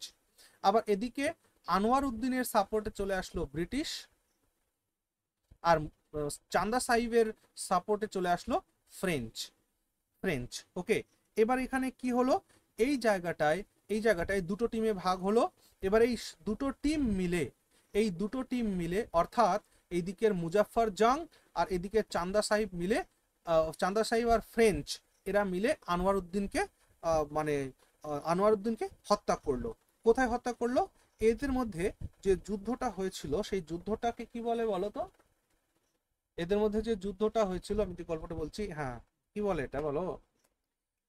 Battle of Ambur. কি বলে এটা? ব্যাটেল অফ আম্বের, ভুলে যাই মাঝে মাঝে। ব্যাটেল অফ আম্বের, এটা কবে হয়েছে বলো? আম্বের হচ্ছে 1751, 1751। তাহলে ব্যাটেল অফ আম্বের 1751-তে হলো। সেখানে কার পরাজয় ঘটলো? ফ্রেঞ্চ এবং মুজাফফর জঙ্গের হাতে, চান্দা সাহিবের হাতে। তাহলে এদের টিমটা কি কি ছিল খেয়াল করো। ফ্রেঞ্চ, মুজাফফর জং, চান্দা সাহিব, এদের তিনজনের অ্যাটাকে আনোয়ারউদ্দিন খান এখানে কিল্ড হলো। আনোয়ারউদ্দিন খান কিল্ড হলো এবং তার পরাজয় হলো। এবং তারপর কর্ণাটকের সিংহাসনে চান্দা সাহিব রাজা হলো। চান্দা সাহিব কর্ণাটকের রাজা হলো। অর্থাৎ এইখানে ফ্রান্সের একটা দবদবা ক্রিয়েট হলো। এবং এইদিকে হায়দ্রাবাদের সিংহাসনে মুজাফফর জং বসলো, কারণ নাসির জংকে তার একজন নভেল হত্যা করে দিয়েছিল।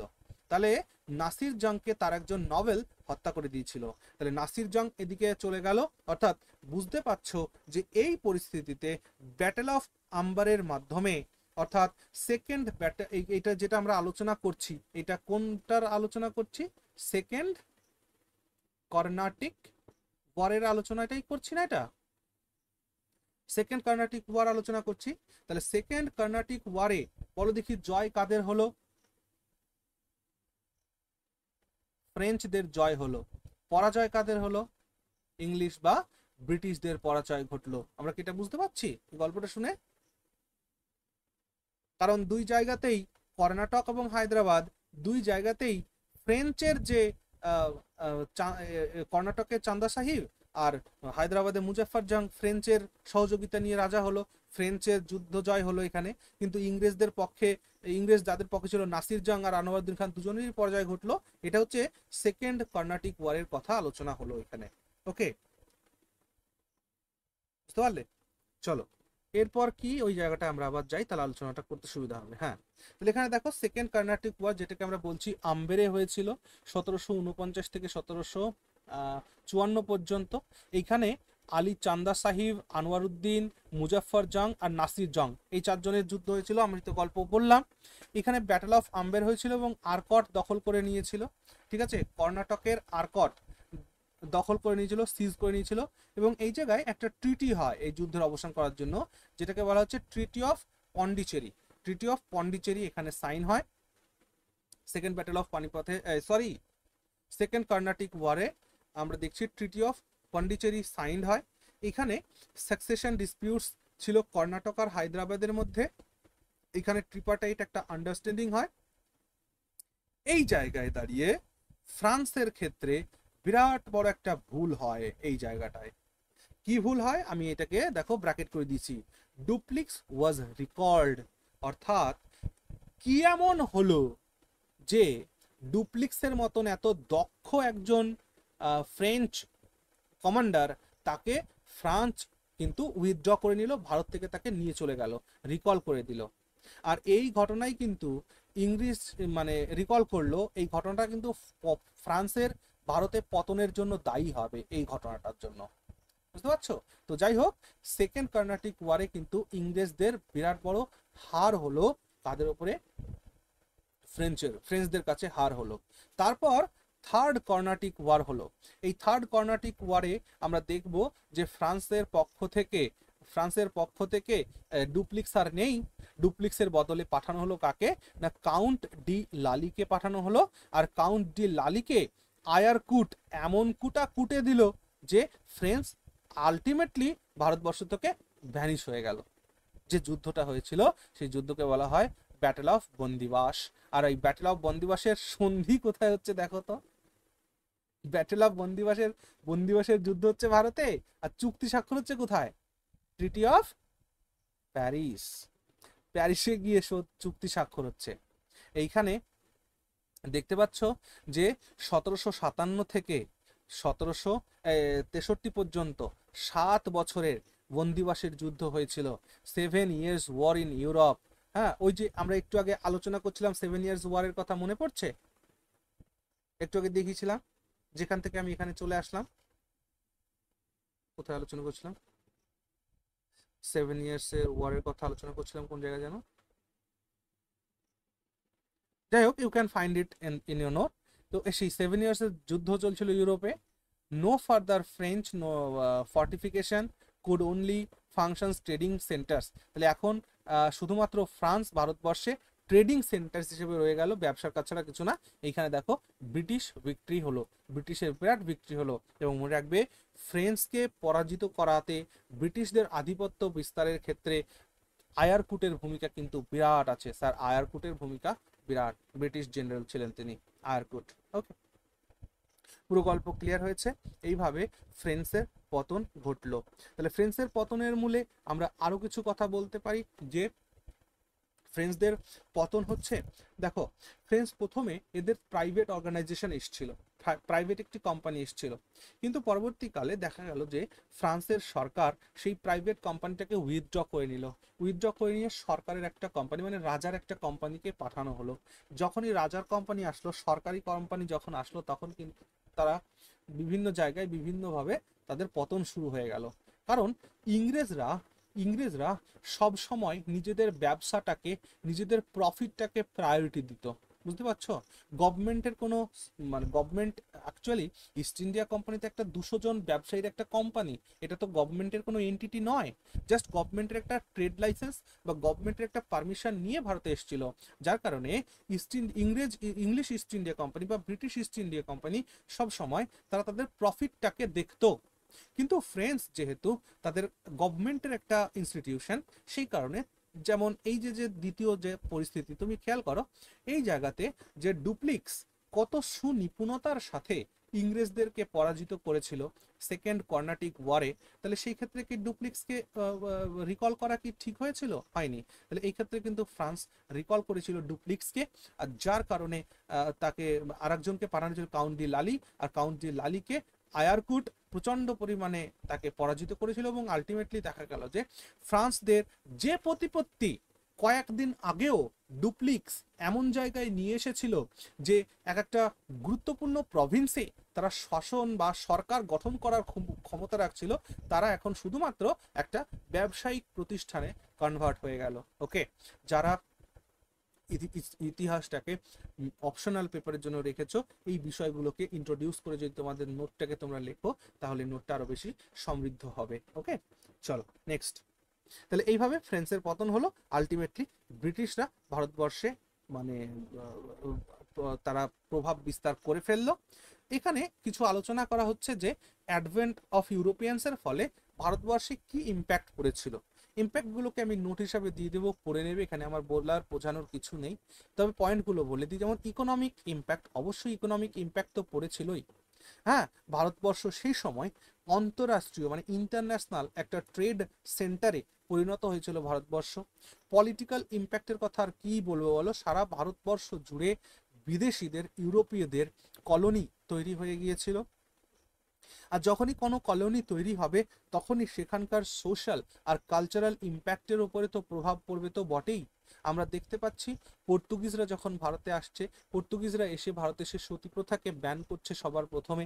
কারণ সতী প্রথা ব্যান করার পেছনে তাদের সোশ্যাল কজ কতটুকুন ছিল না ছিল, তার থেকে বড় বিষয় ছিল পর্তুগিজদের পপুলেশন ভারতে বৃদ্ধি করতে হবে। আর যেহেতু ফিরিঙ্গিদের সে সময় খারাপ নজরে দেখতো ভারতীয়রা, তাই ভারতবর্ষের হিন্দু পরিবারের মেয়েগুলো যারা বিধবা হতো, তাদেরকে যেহেতু জ্যান্ত জ্বালিয়ে দেওয়া হতো, তাই তাদেরকে রক্ষা করে, তাদেরকে বিয়ে করে তারা পর্তুগিজদের পপুলেশন ইনক্রিজ করার জন্য তারা সতী প্রথা বন্ধ করেছিল। তো এইভাবে দেখবো যে ধীরে ধীরে ধীরে ধীরে যখন কিছু সোশ্যাল চেঞ্জেস আমাদের সমাজে হবে, তার পেছনে কিছু না কিছু গূঢ় কাহিনী কিন্তু থাকবে।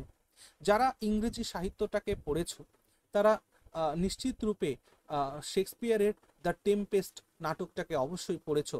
টেম্পেস্টের মধ্যে যদি কেউ পড়ে না থাকো, যদি ইন্টারেস্ট হয় বা মনে হয়, তাহলে টেম্পেস্ট পড়ে দেখতে পারো। সেখানেও দেখবে যে কিভাবে একটা গ্রুপের ওপরে আর একটা গ্রুপ কিভাবে কলোনি তৈরি করছে। অর্থাৎ আমি তোমার বাড়িতে যাচ্ছি, তোমার বাড়িতে আমি গিয়ে প্রথম তো তোমার সঙ্গে ভালো ব্যবহার করছি, এবং পরে তোমাকে আমি এটুকুন রিয়ালাইজ করাচ্ছি যে তোমার যেটা সংস্কার সেটা আমার কাছে ঘৃণিত ব্যাপার। অর্থাৎ প্রথম তোমার বাড়িতে আমি প্রবেশ করলাম, তোমার সঙ্গে ভালো আচরণ করলাম, ব্যবহার করলাম, তারপর ধীরে ধীরে ধীরে ধীরে তোমার অ্যাটিটিউড গুলোকে আমি খারাপ বলতে শুরু করলাম। ধরো তোমার বাড়িতে নিয়ম আছে সকালে উঠে জগিং করতে হবে, সেটাকে আমি অপোজ করতে শুরু করলাম কয়েকদিন পরে। দেখা গেল তোমার বাড়িতে ডাল রান্না হয় প্রতিদিন, সেটাকে আমি অপোজ করতে শুরু করলাম কয়েকদিন পরে। তো এইভাবেই আর কি কলোনিগুলো তৈরি হয়। প্রথমত তো গিয়ে তাদের মতন হতে হবে, তাদের মতন হয়ে তারপর এক এক করে তাদের সমস্ত জিনিসগুলোকে সাবডিউ করতে হবে, তাদের থেকে সেটাকে সরিয়ে দিতে হবে। ইনফ্রাস্ট্রাকচার আর মডার্নাইজেশন তো অবশ্যই হয়েছিল। কারণ ভারতবর্ষে যে ইংরেজদের যে বা ইউরোপিয়ানদের যে বিল্ডিং শৈলী, সেই ইংরেজদের বিল্ডিং শৈলী বা মোগল বিল্ডিং শৈলীর মধ্যে অনেক তফাৎ রয়েছে। হ্যাঁ, তো মডার্ন ভারতের যে স্থপতি সেটা এই ইউরোপিয়ানদের হাত ধরে আমাদের ভারতে হয়েছিল। ওকে, আর যেটা যখনই ইংরেজরা ভারতে এখানে সেটেল করতে শুরু করলো, একটা সবাইকে হটিয়ে, তার মাধ্যমেই ভারতবর্ষে ড্রেনের রিসোর্স হতে মানে ড্রেন অফ রিসোর্সের ড্রেন হতে শুরু করলো, হ্যাঁ, এক্সপ্লয়টেশন শুরু হতে শুরু করলো।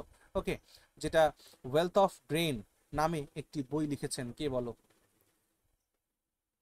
ড্রেন অফ ওয়েলথ বা ওয়েলথ, হ্যাঁ ড্রেন অফ ওয়েলথ, বলো কে লিখেছে? দাদাভাই নওরোজি লিখেছেন। সম্পদের বহির্গমন তত্ত্ব, এই বইটি লিখেছেন দাদাভাই নওরোজি, পরীক্ষা জিজ্ঞেস করে কিন্তু। ওকে, ন্যাশনালিজম আর ইন্ডিপেন্ডেন্স মুভমেন্ট, এটাও কিন্তু এই ইউরোপিয়ানদের অ্যাডভেন্টের ফলেই আমরা আমাদের ভারতের ইতিহাসে দেখতে পেয়েছি। ওকে, এবার আমরা আসছি কিছু গুরুত্বপূর্ণ প্রশ্নে। বাকি আজকে সবাই ক্লাস লিভ করেছে, ওয়াই? চলো প্রিভিয়াস কোয়েশ্চেন্স গুলো একটু দেখে নাও। বলছে who were the first Europeans to set up sea trade centre in India. তো সি ট্রেড সেন্টার সবার প্রথমে তো পর্তুগিজরা করেছিল। হ্যাঁ, এটা উত্তরাখণ্ড পিএসসিতে 2004-এর প্রশ্ন ছিল। Which factory in Bengal was established by the Portuguese. পর্তুগিজরা বাংলায় প্রথম কোন ফ্যাক্টরি এস্টাবলিশ করেছিল? That is Hooghly. এটা ইউপি উত্তরপ্রদেশ পিএসসিতে 2004-এ জিজ্ঞেস করা হয়েছিল। হুগলি ওয়াজ used as a bear for piracy, হ্যাঁ, ইন দ্য বে অফ বেঙ্গল, বাই কাদের দ্বারা? এটা পর্তুগিজরা করেছিল। Which Portuguese viceroy is connected with ভ্রে water policy. ঠিক আছে, দেখো ভ্রে ওয়াটার পলিসি মানে যেটাকে আমরা বলি হচ্ছে ব্লু ওয়াটার পলিসি। এই জায়গাটা একটু ভুল আছে, এটা হচ্ছে ব্লু ওয়াটার পলিসি হবে। হ্যাঁ, এই বানানটা একটু ভুল আছে। So this will be blue water policy. Blue water policy, হ্যাঁ, কে গ্রহণ করেছিল বা ব্লু ওয়াটার পলিসির সাথে কে যুক্ত ছিল? না, Francisco D Almeida. Francisco D Almeida ছিল যুক্ত। Who is considered as the founder of Calcutta. Calcutta সিটির ফাউন্ডার কাকে বলা হয়? জব চার্নককে বলা হয়। ঠিক আছে, জব চার্নক কার সামনে বো ডাউন করেছিল বলো দেখি? কার সামনে? ঔরঙ্গজেবের সামনে। হ্যাঁ, ভেরি গুড। আর সেই জায়গায় বো ডাউন করে সে 3টি গ্রাম কিনেছিল। কি কি গ্রাম? Sutanuti, Gobindapur, Kalikata. The first to start a joint stock company to trade with India. ইন্ডিয়ায় জয়েন্ট স্টক কোম্পানি সবার প্রথম কারা চালু করেছিল বলো? ডাচেরা। তোমরা পড়েছো না যে ডাচেরা ইতিহাস রচনা করেছিল, 18% প্রফিট তারা প্রোভাইড করেছিল তাদের শেয়ার হোল্ডার্সদের, মনে পড়ে তো? পড়লাম না আজকে? তাহলে দেখো এই প্রশ্নটা যদি আমরা এতটা ডিটেলসে না পড়ি, এই প্রশ্নের উত্তর দেওয়া সম্ভব নয় যে জয়েন্ট স্টক কোম্পানি কারা ভারতের সাথে তৈরি করেছিল? ডাচেরা করেছিল। কারণ ডাচেরা ইতিহাস তৈরি করেছিল, তাদের শেয়ার হোল্ডার্সরা তাদের কাছে যে টাকাটা ইনভেস্ট করেছিল তার 18% প্রফিট তারা দিতে পেরেছিল। Dutch east India company established it's factory at Patna কবে? 1632। এই সমস্ত প্রশ্নগুলো পারতে গেলে আমাদের একটুখানি ডিটেলসে যেতে হবে। Which British company got the first charter permitting them to trade in India? হ্যাঁ, ভারতবর্ষে ব্যবসা করার জন্য কোন কোম্পানি, কোন ব্রিটিশ কোম্পানি প্রথম চার্টার পেয়েছিল? মনে রাখবে এটা হচ্ছে তোমার লেভান্ট কোম্পানি। হ্যাঁ, লেভান্ট কোম্পানি 1592 সালে, হ্যাঁ, প্রথম এলিজাবেথের থেকে পারমিশন নিয়েছিল ভারতবর্ষে ব্যবসা করার জন্য। পরবর্তীকালে তারা ফিরে গিয়ে এই এই বড় একটা কোম্পানি ইস্ট ইন্ডিয়া কোম্পানি তৈরি করেছিল। ওকে, তাহলে মনে রাখবে যে which British company got the first charter permitting them to trade in India? The company is Levant company, Levant. Okay, next, who was the emperor of India when the British East India Company was formed in London. যখন British east India company formed হচ্ছে তখন এই ভারতবর্ষের শাসক কে ছিল না, শাসক ছিল হচ্ছে Akbar. Okay, during the time of which Mughal emperor did the English East India Company establish its first factory in India? বলো, জাহাঙ্গীরের সময় তারা প্রথম 1613 সালে কোথায় ফ্যাক্টরি সেট আপ করছে? ইট ইজ ইন সুরাট, সুরাটে ফ্যাক্টরি এস্টাবলিশ করছে। তারপর where in India did Britishers set up their first factory in 1630? তো it is in Surat. In the first quarter of 17th century, in which region did factories of the East Indies Company was located? East Indies Company factory কোথায় ছিল? বরোচে ছিল, ব্রোচ, গুজরাটে আর কি। Next, the first factory of East India Company was established at Surat, এটা তো আমরা পড়লাম। which British official defeated the Portuguese at Solvay? দেখো মনে এই যে ক্যাপ্টেন থমাস বেস্ট সোয়ালের যুদ্ধে পর্তুগিজদেরকে পরাজিত করেছিল। 1612। হ্যাঁ 1612, ইয়াস 1612। কে খুশি হয়েছিল এই হারানোর ফলে? জাহাঙ্গীর খুশি হয়েছিল। Very good. Who was the first European to imitate the policy of taking part in the quarrels of Indian princes with a view to acquire territories? ওকে, ডুপ্লিক্স।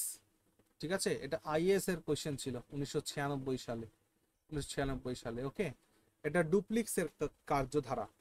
ঠিক আছে, কি মানে এটা কি প্রশ্নটা বুঝতে পেরেছো তোমরা? আমরা ডুপ্লিক্সের কাহিনী কর্ণাটকের যুদ্ধে পড়লাম না, যে who was the first European to imitate the policy of taking part in the quarrels of Indian princes? ভারতের যে সমস্ত রাজারা রয়েছে সেই ভারতের রাজাদের নিজেদের যুদ্ধের মধ্যে জড়িয়ে পড়া, এটা প্রথম কোন ইউরোপিয়ানের কাজ? সেটা হচ্ছে ডুপ্লিক্সের কাজ। ওকে, যেটা পরবর্তীকালে ইংরেজরা এদেরকে দেখা থেকে শুরু করেছে। The French India Company was constituted during the reign of Louis XIV. Okay, who is considered as the founder of French Company in India? French কোম্পানির ফাউন্ডার কাকে বলা হয়? কলবার্টকে পড়া হয়, এটা কিন্তু আমরা পড়েছি আজকে এই নোটগুলোতে। ওকে, সো তোমাদের যা কিছু পড়ানো হচ্ছে মনে রেখো প্রিলিমস অ্যান্ড মেইনস দুটোকে টার্গেট করে, যাতে করে কোনো পার্ট আমাদের বাদ না যায়। কিন্তু কন্টিনিউয়াস এইগুলোকে একটু পড়তে হবে। হ্যাঁ, আমরা ভুলে যাব ঠিকই আছে, কিন্তু বারবার পড়বো। From which reason did the Europeans got best সারা and opium? হ্যাঁ, ইউরোপিয়ানরা সারা মানে সল্টপিটার আর ওপিয়াম তারা কোত্থেকে মানে সব থেকে বেশি কালেক্ট করতো? It is in Bihar. Who was the last to came to pre independent okay pre independence India as traders? That is in French. অর্থাৎ সব ভারতবর্ষে সব থেকে শেষে কে এসেছিল এটা প্রশ্ন করেছে। তাহলে এটা মনে রাখার জন্য কি মনে রাখতে বলেছিলাম বলো দেখি? পিডিএফ। হ্যাঁ, পিডিএফটাকে মনে রাখার কথা বলেছিলাম। আর সেই পিডিএফ এর মধ্যে জাস্ট একটা ঢুকিয়ে দেবে, এখানে একটা ই ঢুকিয়ে দেবে, পিডিইডিএফ। ওকে, চলো। হু remarked about the East India Company that the company is an anomaly? Hello, হ্যাঁ আমার হয়ে গেছে, ক্লাস হয়ে গেছে, আর একটু সময় আছে, 5 মিনিট হয়ে যাবে। ওকে,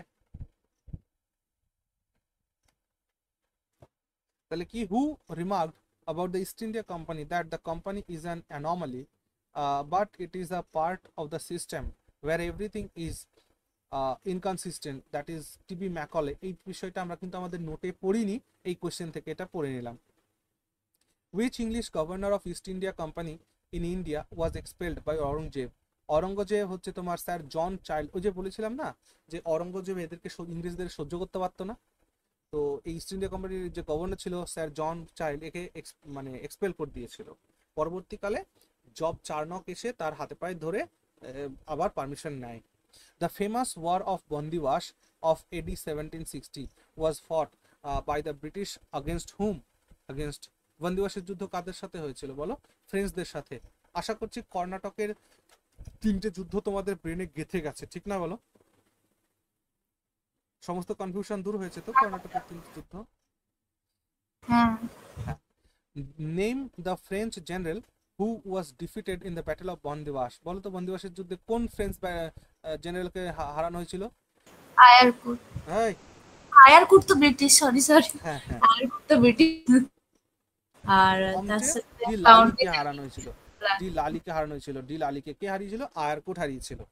ডি লালিকে কার পরে আনা হয়েছিল? ডুপ্লিক্সের পরে আনা হয়েছিল, তাই না? ডুপ্লেক্সের পরে ঠিক। চলো তাহলে মোটামুটি আমাদের এই পর্যন্তই ছিল আজকের ক্লাস। নেক্সট ক্লাসে আমরা দেখব যে এই নেক্সট ক্লাসে আমরা দেখব যে আর আজকের যে ক্লাস আছে মানে গতদিনের ক্লাস আজকের ক্লাস একসাথে নোট পাবে, ঠিক আছে? একসাথে নোট পেয়ে যাবে। তো দাদা আমাদের একটা কথা জিজ্ঞাসা করি, এই যে এগুলো এত এত লেখা আছে নোটস, আমরা যখন মানে খাতায় লিখবো সবটা এইভাবেই লিখবো? কি লিখবে খাতায়? মানে এই যে নোটস গুলো যখন খাতায় নিব, মানে নিজেদের মতন একটা ডায়াগ্রাম বানিয়ে নিব, নাকি এরকম একদম লাইন বাই লাইন ধরে লিখবো? কারণ কোশ্চেন তো No অনেক need of it. No need of it. You have been given your modern history note, yes? Modern Indian history note দেওয়া হয়নি? না সেইভাবে তো না, খালি মানে শর্ট ওয়ান লাইনার কিছুগুলো এসছে, তার সাথে কিছু না কিছু। না না, মডার্ন ইন্ডিয়ান হিস্ট্রি নোটও তো আমি দিয়েছি, যেখানে কমপ্লিট হ্যাঁ হিস্ট্রি নোট হ্যাঁ স্যার, রয়েছে। দেওয়া হয়েছে দেওয়া হয়েছে। ও তাহলে আমার ওটা প্রিন্ট করানো হয়নি। হ্যাঁ, তা ওটা প্রিন্ট করে নেবে এবং মনে রাখবে যে ওটাকে প্রিন্ট করার পরে এই যে যে গল্পটা আমি তোমাদের কর্ণাটকের ওয়ারের যে গল্পটা পড়লাম ওইটা ওই প্রিন্টের কোনো একটা জায়গায় লিখে রাখবে, এক্সট্রা পেজেস অ্যাড করবে, এইভাবে নোটটাকে কম্পাইল করবে। ওকে, আলাদা করে নোট করার দরকার নেই লাইন বাই লাইন লেখার, ঠিক আছে না? হ্যালো আচ্ছা, হ্যাঁ দাদা ওকে, ঠিক আছে, আমি ক্লাসটা শেষ করি তারপরে কথা শুনি। হ্যাঁ